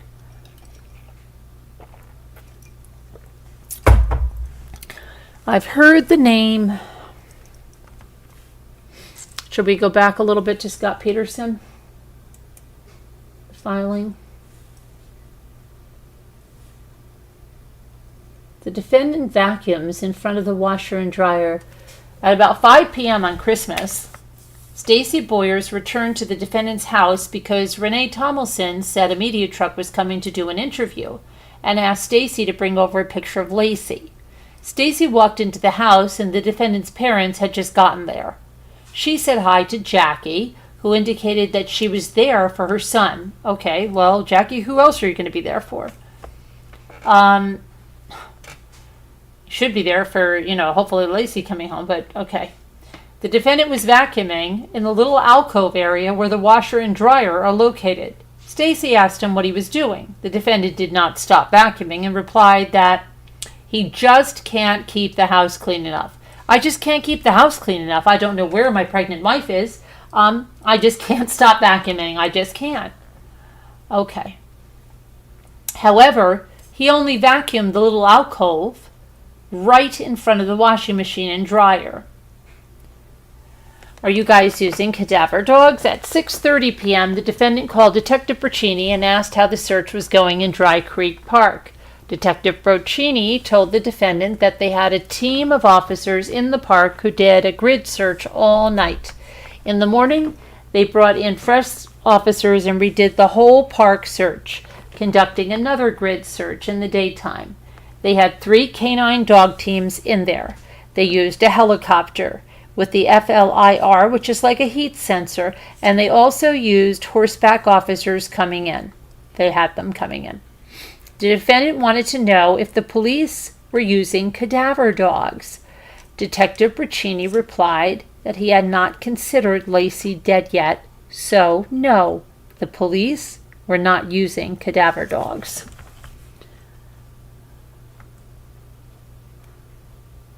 Defendant upset. The police took his gun and rags.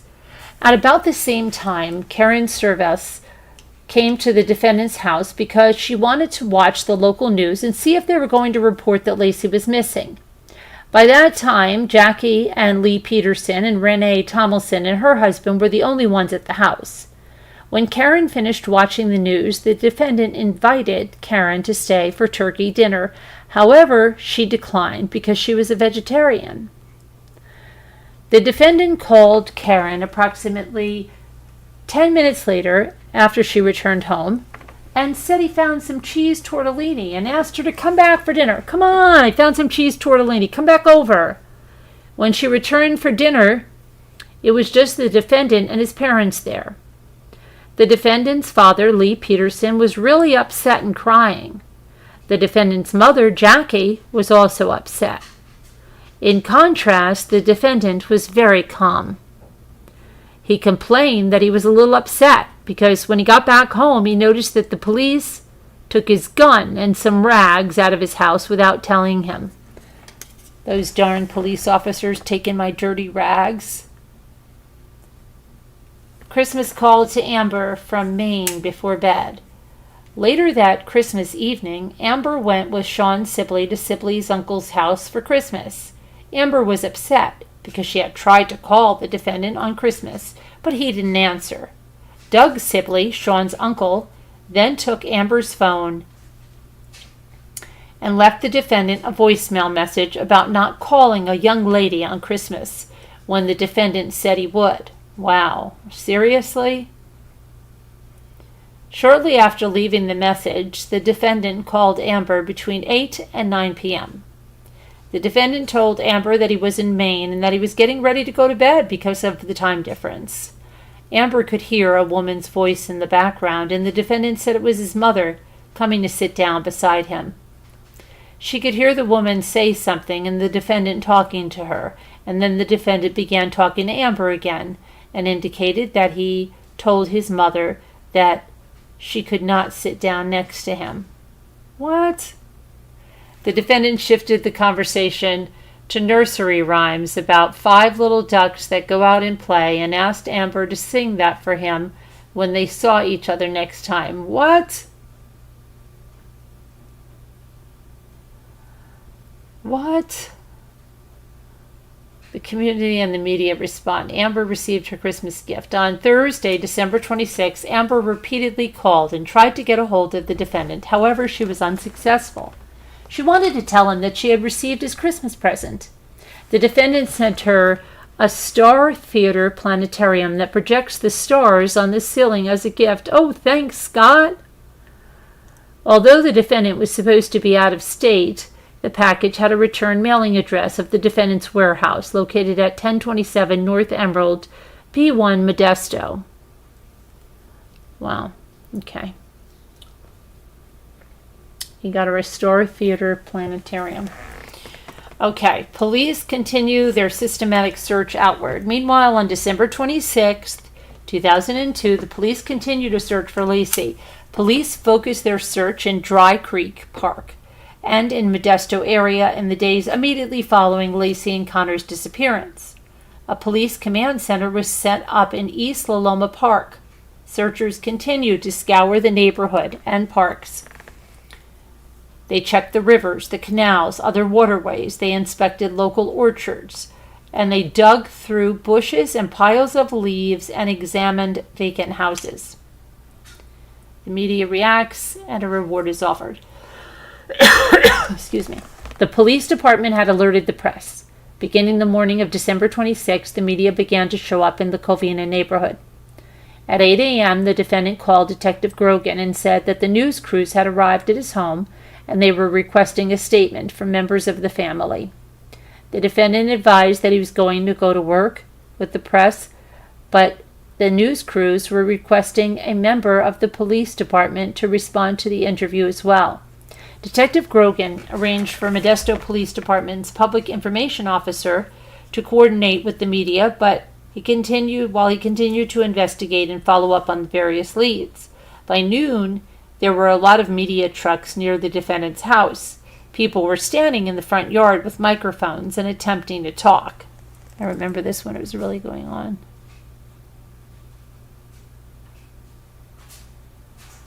With the media interest, a reward for information leading to Laci and Connor's return grew to $500,000. In March of 2003, an additional reward of $50,000 was added for any information leading to the recovery of Laci's body. As discussed in further detail below, no one ever came forward to provide credible information and claim either reward. The volunteer center set up. Laci's friends' makeshift volunteer center at 523 Covina was getting too big due to too many people, so Stacy Boyer's mother, Kim Western, and Kim McNeely got a room at the Red Lion Hotel on December 26th. Additionally, since the police were serving a search warrant at the defendant's house, no one was allowed in. After that, the Red Lion Hotel agreed to provide them with a conference room to use as a volunteer center. The hotel had computers and phone lines set up for them to use when people called in tips and to make a website. Laci's friend, Renee Tomlinson, ran the center until it closed in January of 2003. Kim Western and Lori Ellsworth were there daily when it opened until it closed. There were volunteers working full-time to find Laci. People were able to gather and pick up flyers, and there were maps on the walls for areas for people to search. There were pictures of Laci portrayed at the volunteer center. The Son Carrington Foundation got involved and helped to coordinate a vigil on New Year's Eve. The defendant made a rule that no pictures of him with Laci, such as wedding photos, were permitted to be posted in the volunteer center or provided to the media.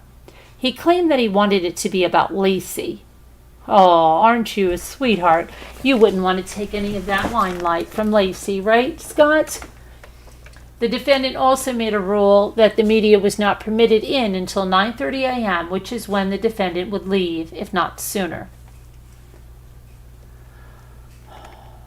At one point, the defendant left a thank you note for volunteers on the door of the center, which he signed Laci's husband instead of his name.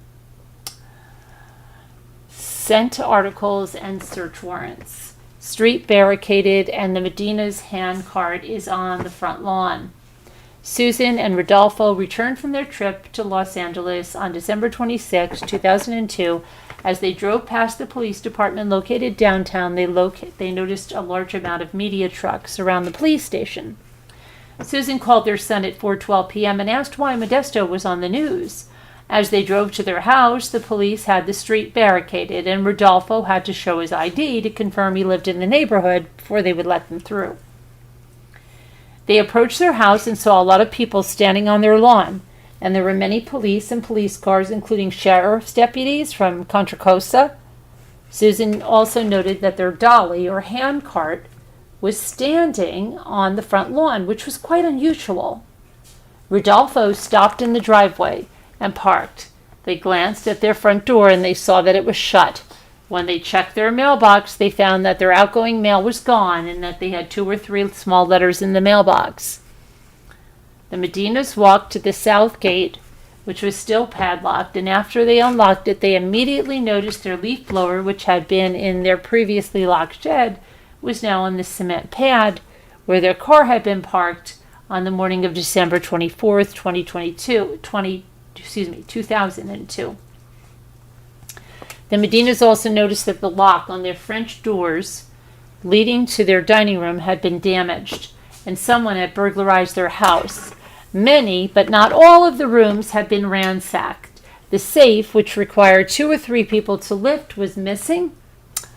Susan walked across the street, told police officers that they had been robbed. Susan observed one of the leather gloves she used in the yard had been taken from the shed, and a hammer had been placed inside of it, and it was now sitting on their bed. As discussed in further detail below, the police began an investigation into the burglary. On December 26th, 2002, 3 members from the Contra Costa Sheriff's Office Department responded to Modesto Police Department's mutual aid request for a training dog. Captain Christopher Boyer and California Dog Search and Rescue dog handlers Eloise Anderson and Cindy Valentine met with members of the Modesto Police Department. Together, they went with the Modesto Police Detective Grogan to 532 Covina Avenue, and they met with the defendant. And when they arrived at the house, the defendant was there with his parents and a corporate attorney.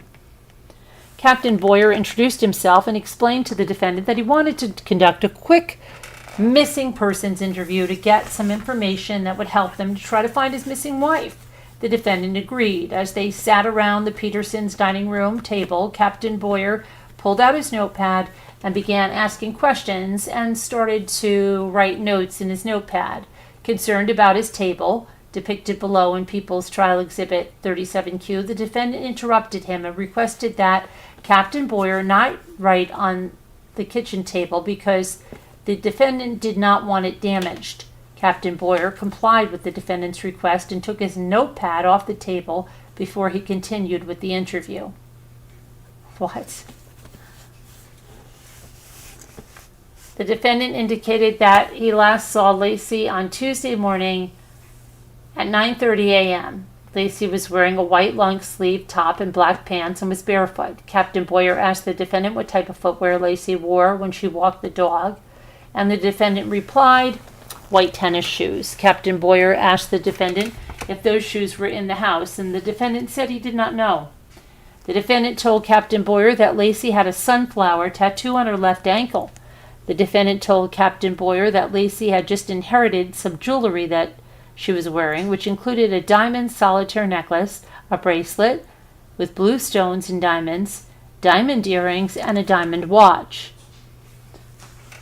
The defendant clarified that Laci's earrings were screw posts and that her ears were triple pierced, but she had no other body piercings. Since it was cold outside, Captain Boyer inquired about the type of jacket Laci would be wearing. The defendant indicated that she typically wore one of his jackets. However, the defendant did not know if he was missing any of his jackets. The defendant indicated that Laci was not wearing any barrettes or clips in her hair. He told Captain Boyer that prior to Tuesday, Laci had last walked on Sunday around the neighborhood, and that last Friday, Laci walked in the park. The defendant described Laci's normal walking routine was to the main entrance and then the children's play area, the barbecue, to the path on Covina. The defendant told Captain Boyer that Laci had planned to clean the house for guests, walk the dog, and then meet at the house with him at 4 p.m. Captain Boyer asked the defendant if Laci's wallet was at the house. He said he didn't know. The defendant said that Laci did not take anything with her when she went on walks, including car keys. Captain Boyer asked if Laci did not have her keys, then how did she get back into the house? And the defendant replied that she usually left the back door unlocked. He asked the defendant for the whereabouts of Laci's keys, and the defendant said he had taken Laci's keys out of the purse to look in her car. The defendant also told Captain Boyer that he reported Laci missing around 6 p.m. after he called her parents. The defendant was present and showed Captain Boyer which hairbrushes belonged to Laci. Eloise Anderson and Cindy Valentine, the dog handlers, wore gloves and collected a hairbrush, a pink slipper from Laci's closet, a sunglasses case containing a pair of sunglasses from Laci's purse, and a green and brown man slipper. These items were each individually placed in separate Ziploc bags, and then each of those were placed in a second separate Ziploc bag, which was then sealed around the first Ziploc bag. Prior to leaving with the items and beginning their search for Laci using the dog tracking, the defendants asked for property receipt from Captain Boyer. This was the first time that a family member of a missing person has ever requested a receipt for scent articles to Captain Boyer. Had to create a receipt for the defendant. The scent articles were later booked into the Modesto Police Department. Less than 48 hours after Laci was reported missing, the Modesto Police Department executed a search warrant for the Peterson residence beginning in the morning of December 26th. December 26th. Okay. Before the police started searching inside the house, they checked again for signs of forced entry, but found none. They also checked outside the house for footprints in the soil or broken tree limbs, anything that might indicate an intruder. The primary purpose of the search on December 26 was to look for forensic evidence, including blood and hair fibers. The FBI personnel assisted in the forensic search. As mentioned above, police found 2 very small spots, later confirmed to be the defendant's blood, on the white duvet cover on the bed in the master bedroom. Police collected 2 hairbrushes from a drawer in the vanity in the bathroom of the master bedroom. That day, the police also collected hair samples from the defendant. Chicken wire, claw hammer, concrete debris. Police did a cursory search of the defendant's truck and Laci's Land Rover. The patio umbrellas, blue tarp, and balled-up tan canvas tarp were no longer in the back of the defendant's pickup. People's Trial Exhibit 116A shows a roll of cut chicken wire, small chunks of cement, and a claw hammer with dried concrete powder residue were found in the bed of the defendant's pickup truck on December 26, 2002. People's Trial Exhibit 116A. The vehicles were impounded and towed to a secure location for further processing. Okay, so here's the chicken wire, here's the hammer thing. The 3 patio umbrellas had been moved to the backyard under the covered patio and were found laying up against the fence. The blue tarp was found in the utility shed where the lawnmower was stored next to the covered patio. A backpack-style sprayer, commonly used for fertilizing or spraying weed killer, had a liquid substance in it and was found on the top of the blue tarp. In People's Trial Exhibit 69H, depicted below, the patio umbrellas are visible under the covered patio, propped up against the fence, walls separating the backyard from the driveway. Additionally, the storage shed containing the blue tarp and the yard weed sprayer are visible through the open shed door. People's Trial Exhibit 111E, shown below, is a photo of the blue tarp and the backpack sprayer. After this, the searchers removed them from the patio shed. Okay, so we've looked at all these pictures in depth. There's the blue tarp. Boat cover soaked in gas with chunks of concrete. The bunched up tan tarp that Detective Broccini saw scrunched up in a ball in the pickup bed on Christmas Eve was the cover to the defendant's aluminum boat. When the defendant purchased the boat on December 9th, the boat cover was in good condition. According to Bruce Peterson, the previous owner, although the defendant had made an earlier trip to his warehouse on the morning of December 26th and dropped off other items he had in the truck, as discussed further below. The defendant did not store the tan canvas boat cover back with the boat. On December 26, 2002, this boat was found still bunched up. The boat cover was found still bunched up in a separate standalone plastic tool shed located on the back or south side of the house. A gasoline leaf blower had been placed on top of it and leaked gas all over it. At trial, Captain Christopher Boyer explained that any volatile or organic chemicals such as gasoline, kerosene, oleum, bleach, ammonia, and fertilizer implodes and makes it difficult for a tracking dog or a cadaver dog to detect the human scent. Okay, People's Exhibit number 69J shows the plastic tool shed located on the back side of the house where the boat cover was found on December 26th. At People's Trial Exhibit number 69K shows the gasoline and the leaf blower that had been sitting on top of the boat cover.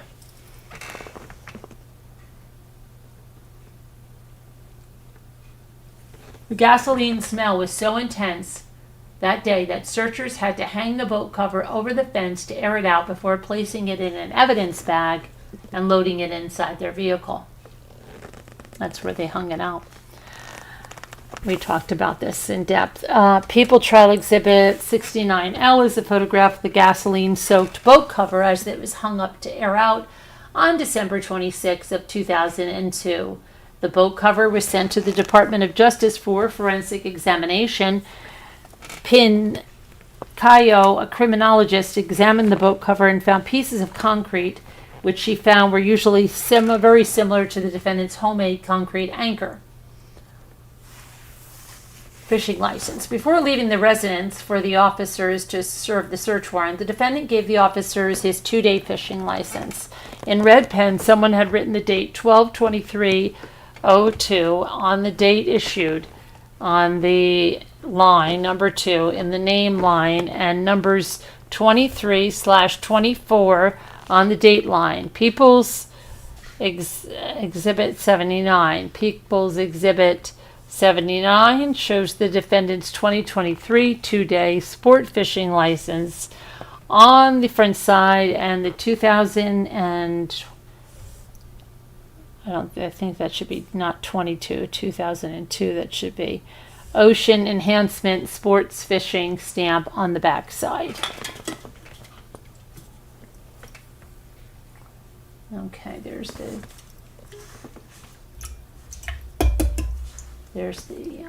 fishing thing.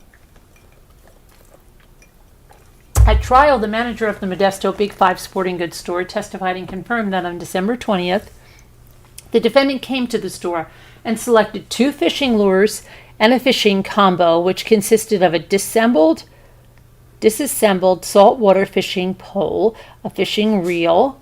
He purchased a 2-day fishing license with an Ocean Enhancement stamp. The receipts indicated the defendant made the purchase at 3:49 p.m. The manager explained that it's generally standard procedure for the cashier to fill in the detail on the license, which includes writing the date issued, which should have been 12/20/2002 in this case, and then it is the best practice for the cashier to fill in the 2 consecutive days the customer was going to go fishing at the time of purchase. However, the former Christmas Help employees who completed the transaction had failed to fill out the fishing license properly, whereby someone else wrote in the numbers with a red pen.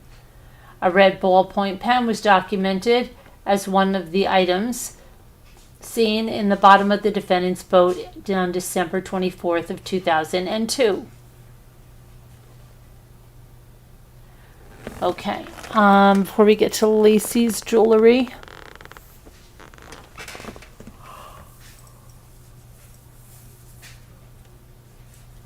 Check something real quick. Real quick. Real quick, like.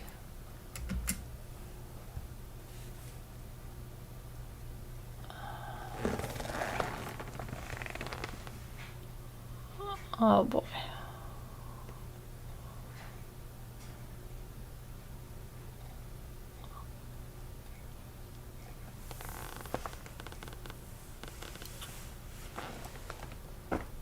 Buried. Oh, what is everybody burying people in chest freezers? First, the two women that came from Kansas, right? They were buried in chest freezers, and now a Tennessee murder suspect buried a man in a chest freezer. Wow.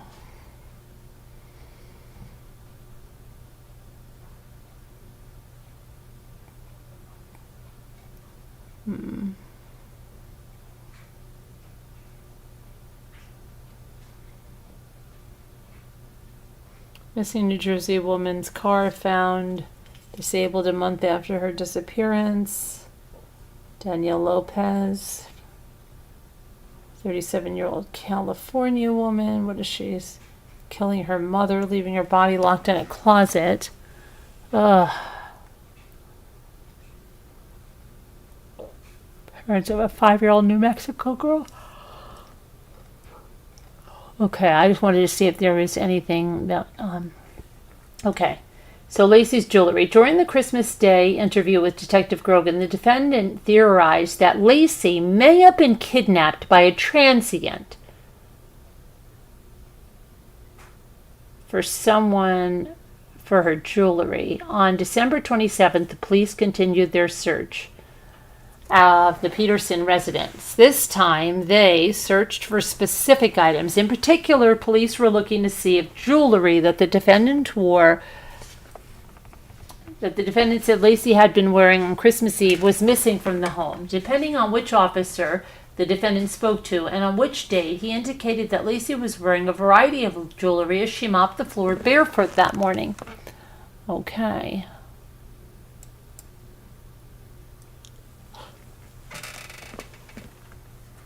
I don't even believe that she was even doing that. Let's see. Barefoot that morning. On December 24th at 18:04 hours, the defendant told Officer Evers that Laci was wearing her diamond ring, diamond earrings, and a diamond necklace. On December 25th, the defendant told Detective Grogan and investigator Mansfield that Laci was wearing diamond earrings, a necklace, and with a diamond solitaire, and a wristwatch that had diamonds around the face. On December 26th, the defendant told the Contra Costa Sheriff, Deputy Chris Boyer, that Laci was wearing a diamond solitaire necklace, a bracelet with blue stones and diamond earrings, and a diamond watch. On December 26, 2002, the defendant told Detective Grogan that Laci was wearing diamond earrings with screws on clasps at the back, a diamond solitaire, a gold chain, and watch with diamonds around the face. On December 30th, the defendant told Detective Grogan Laci was wearing earrings and that she was wearing one of her 2 diamond-encrusted gold wristwatches. Since the defendant's account of what jewelry Laci was wearing changed, Detective Grogan inventoried and accounted for each piece of Laci's jewelry, including all the different rings the defendant claimed she had been wearing, with the exception of 2 items. The diamond screw-on earrings and the Croton watch were the only 2 pieces of jewelry unaccounted for. Picture below shows Laci's jewelry found during the execution of the search warrant on December 26th and 27th, which includes but is not limited to Laci's diamond watch, diamond solitaire necklace, and sapphire ring.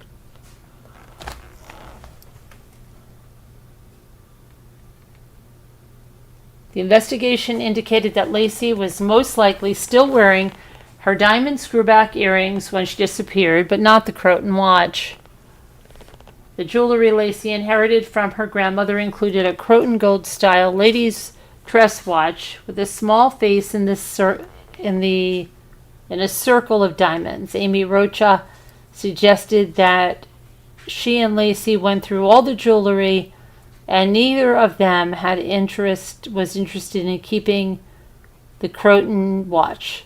The defendant was very familiar with Laci's Croton diamond bezel ladies' watch, as the defendant put it up for auction for $100 on his eBay account twice. On December 1st, 2002, the defendant listed an amazing diamond bezel ladies' watch Croton for $100 on eBay.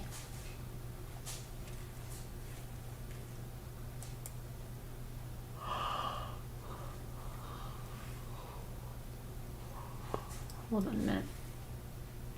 Come on.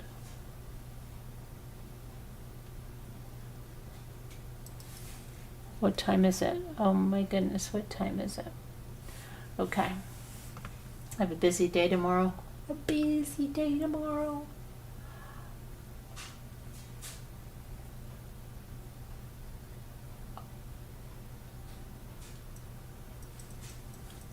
think. Let me get back to the chat. Where it's at. The chat. Okay. I think we're gonna do a word cookie daily, and then I'm gonna go to sleep. Got to get back into it. Okay, I am trying. I've been doing the live stream earlier in the day, and try to do it earlier tonight, starting at 10:45, so I could get through as many of this pages of this filing as possible. But I can't. I was up at like 6 in the morning. I'm up for the day then, and so it's hard for me. I've got to get back into the swing of things, right?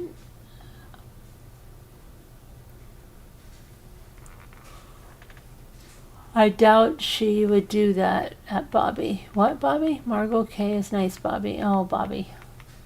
Oh, Bobby. Oh, Bobby. Stop it. Okay, let's see what's going on.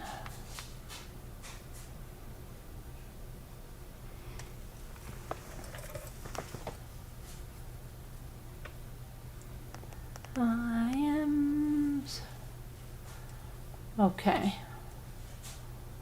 Word cookie, where did you go, word cookie?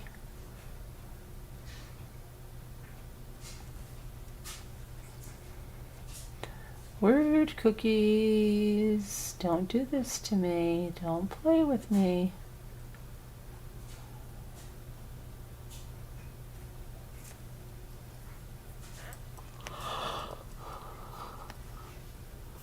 Oh my goodness. I'm sorry, I cannot stop yawning you.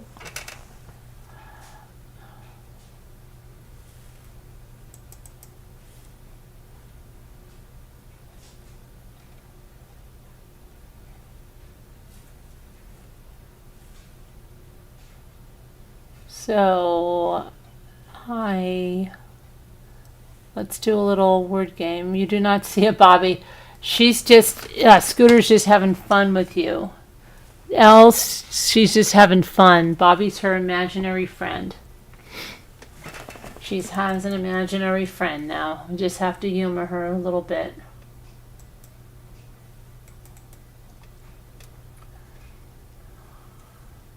She's a star. Oh, Slam, I'm tired, huh? I don't want to just do this.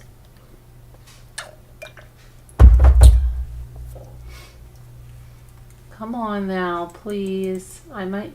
Come on. Let me do this. Let me be nice to me, please. There we go. It's about time, word cookie. Stop it.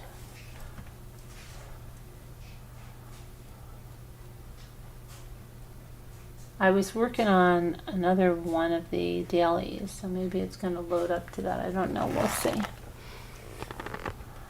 We'll see. Swing low. Carry me home. Okay, here we go. I had my physical today. Blood work, all that, 9 yards. A biopsy still has not come back. So prayers and good thoughts for that, please. All right, let's I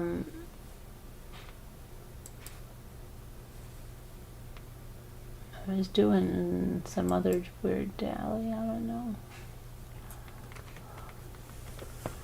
This is when we were away. We couldn't play.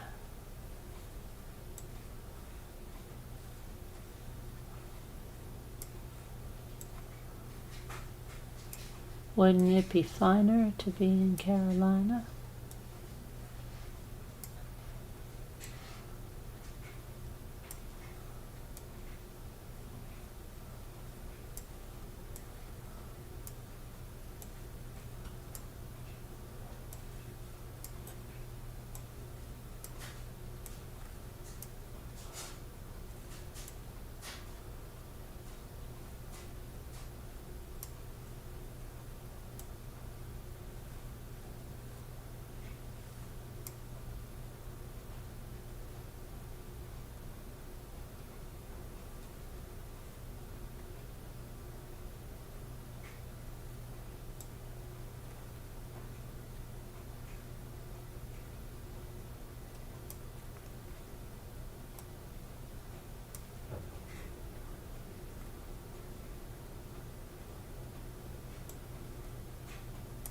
Gin is always there.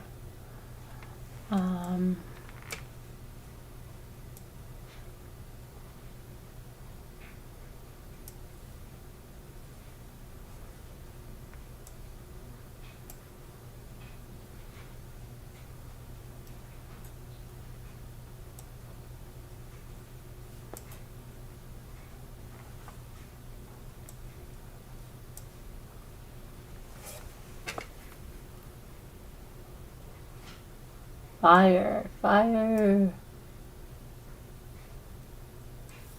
Fire good, fire bad.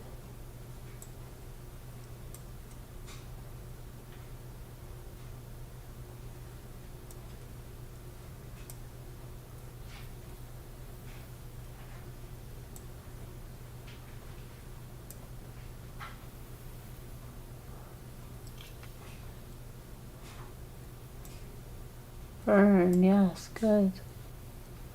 Burn.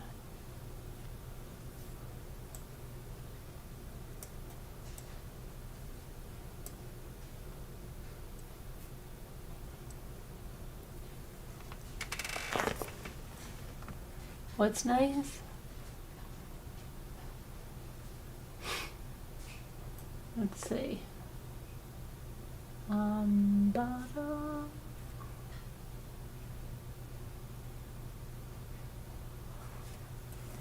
Let me see. Let's see. Oh, how about reading is fundamental riff?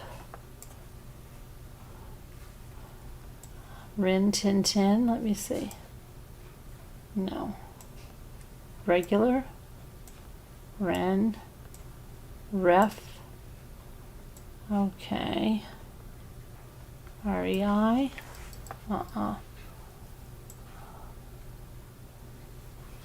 Gin, no, we can't do that. Okay, how about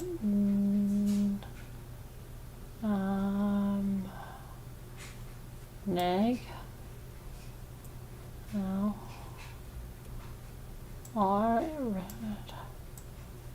Ref. Okay, red. Rin. What have we got here? What is that with an I? Ire. It's always I. Okay. Now, wouldn't it be finer than to be here in the morning?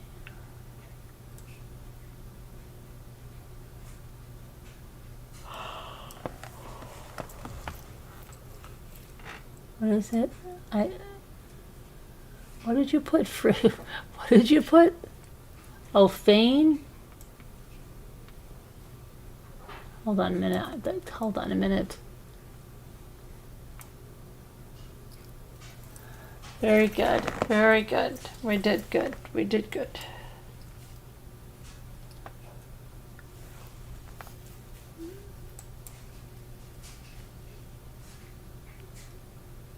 I think it was.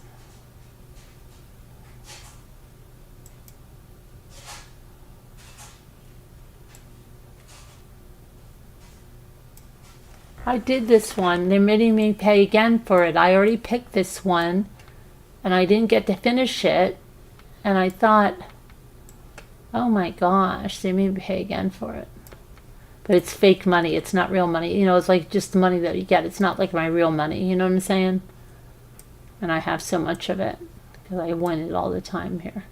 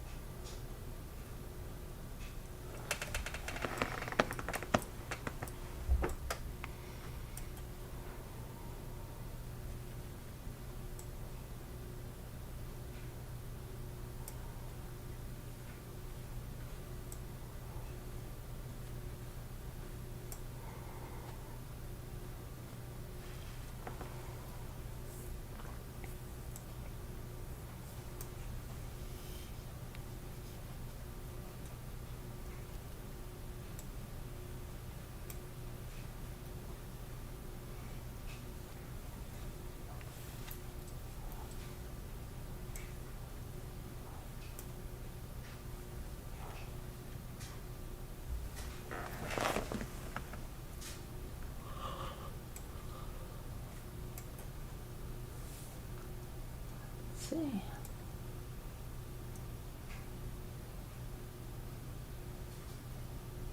Hi, Dina.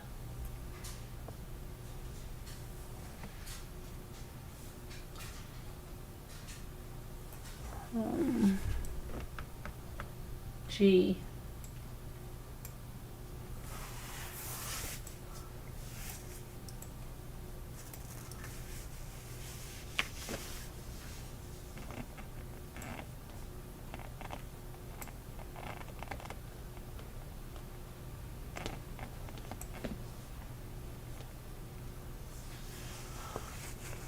Oh, dig is the one here. Hold on a minute. Dig. And then this one has to be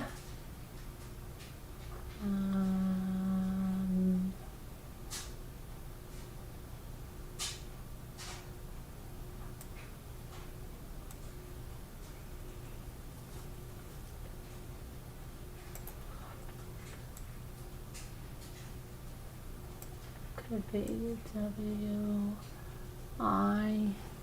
wig.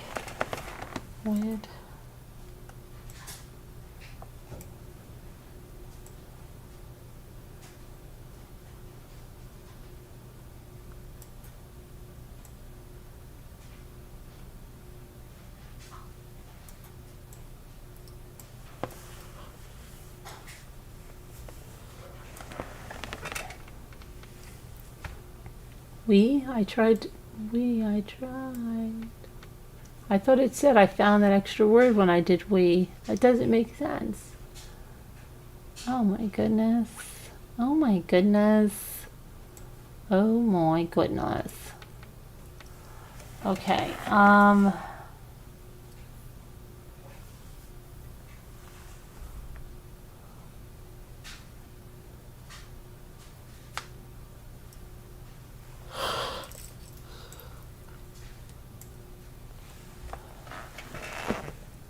Let's see. I don't know.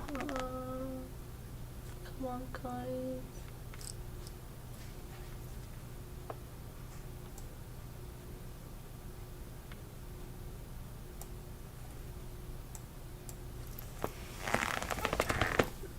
I'm gonna have to call it a night on this one. I can't keep my eyes open. I just can't. I cannot keep my eyes open. I've got to find the live to end this. I'm so tired. Sorry, guys. I've been knocked on a loop with the vacation, and then I've got like a grueling 2 days of medical stuff, and I'm just exhausted. So I'm gonna go to bed. I love you guys. God bless. Prayers. I'll see you tomorrow. Everybody have a good one.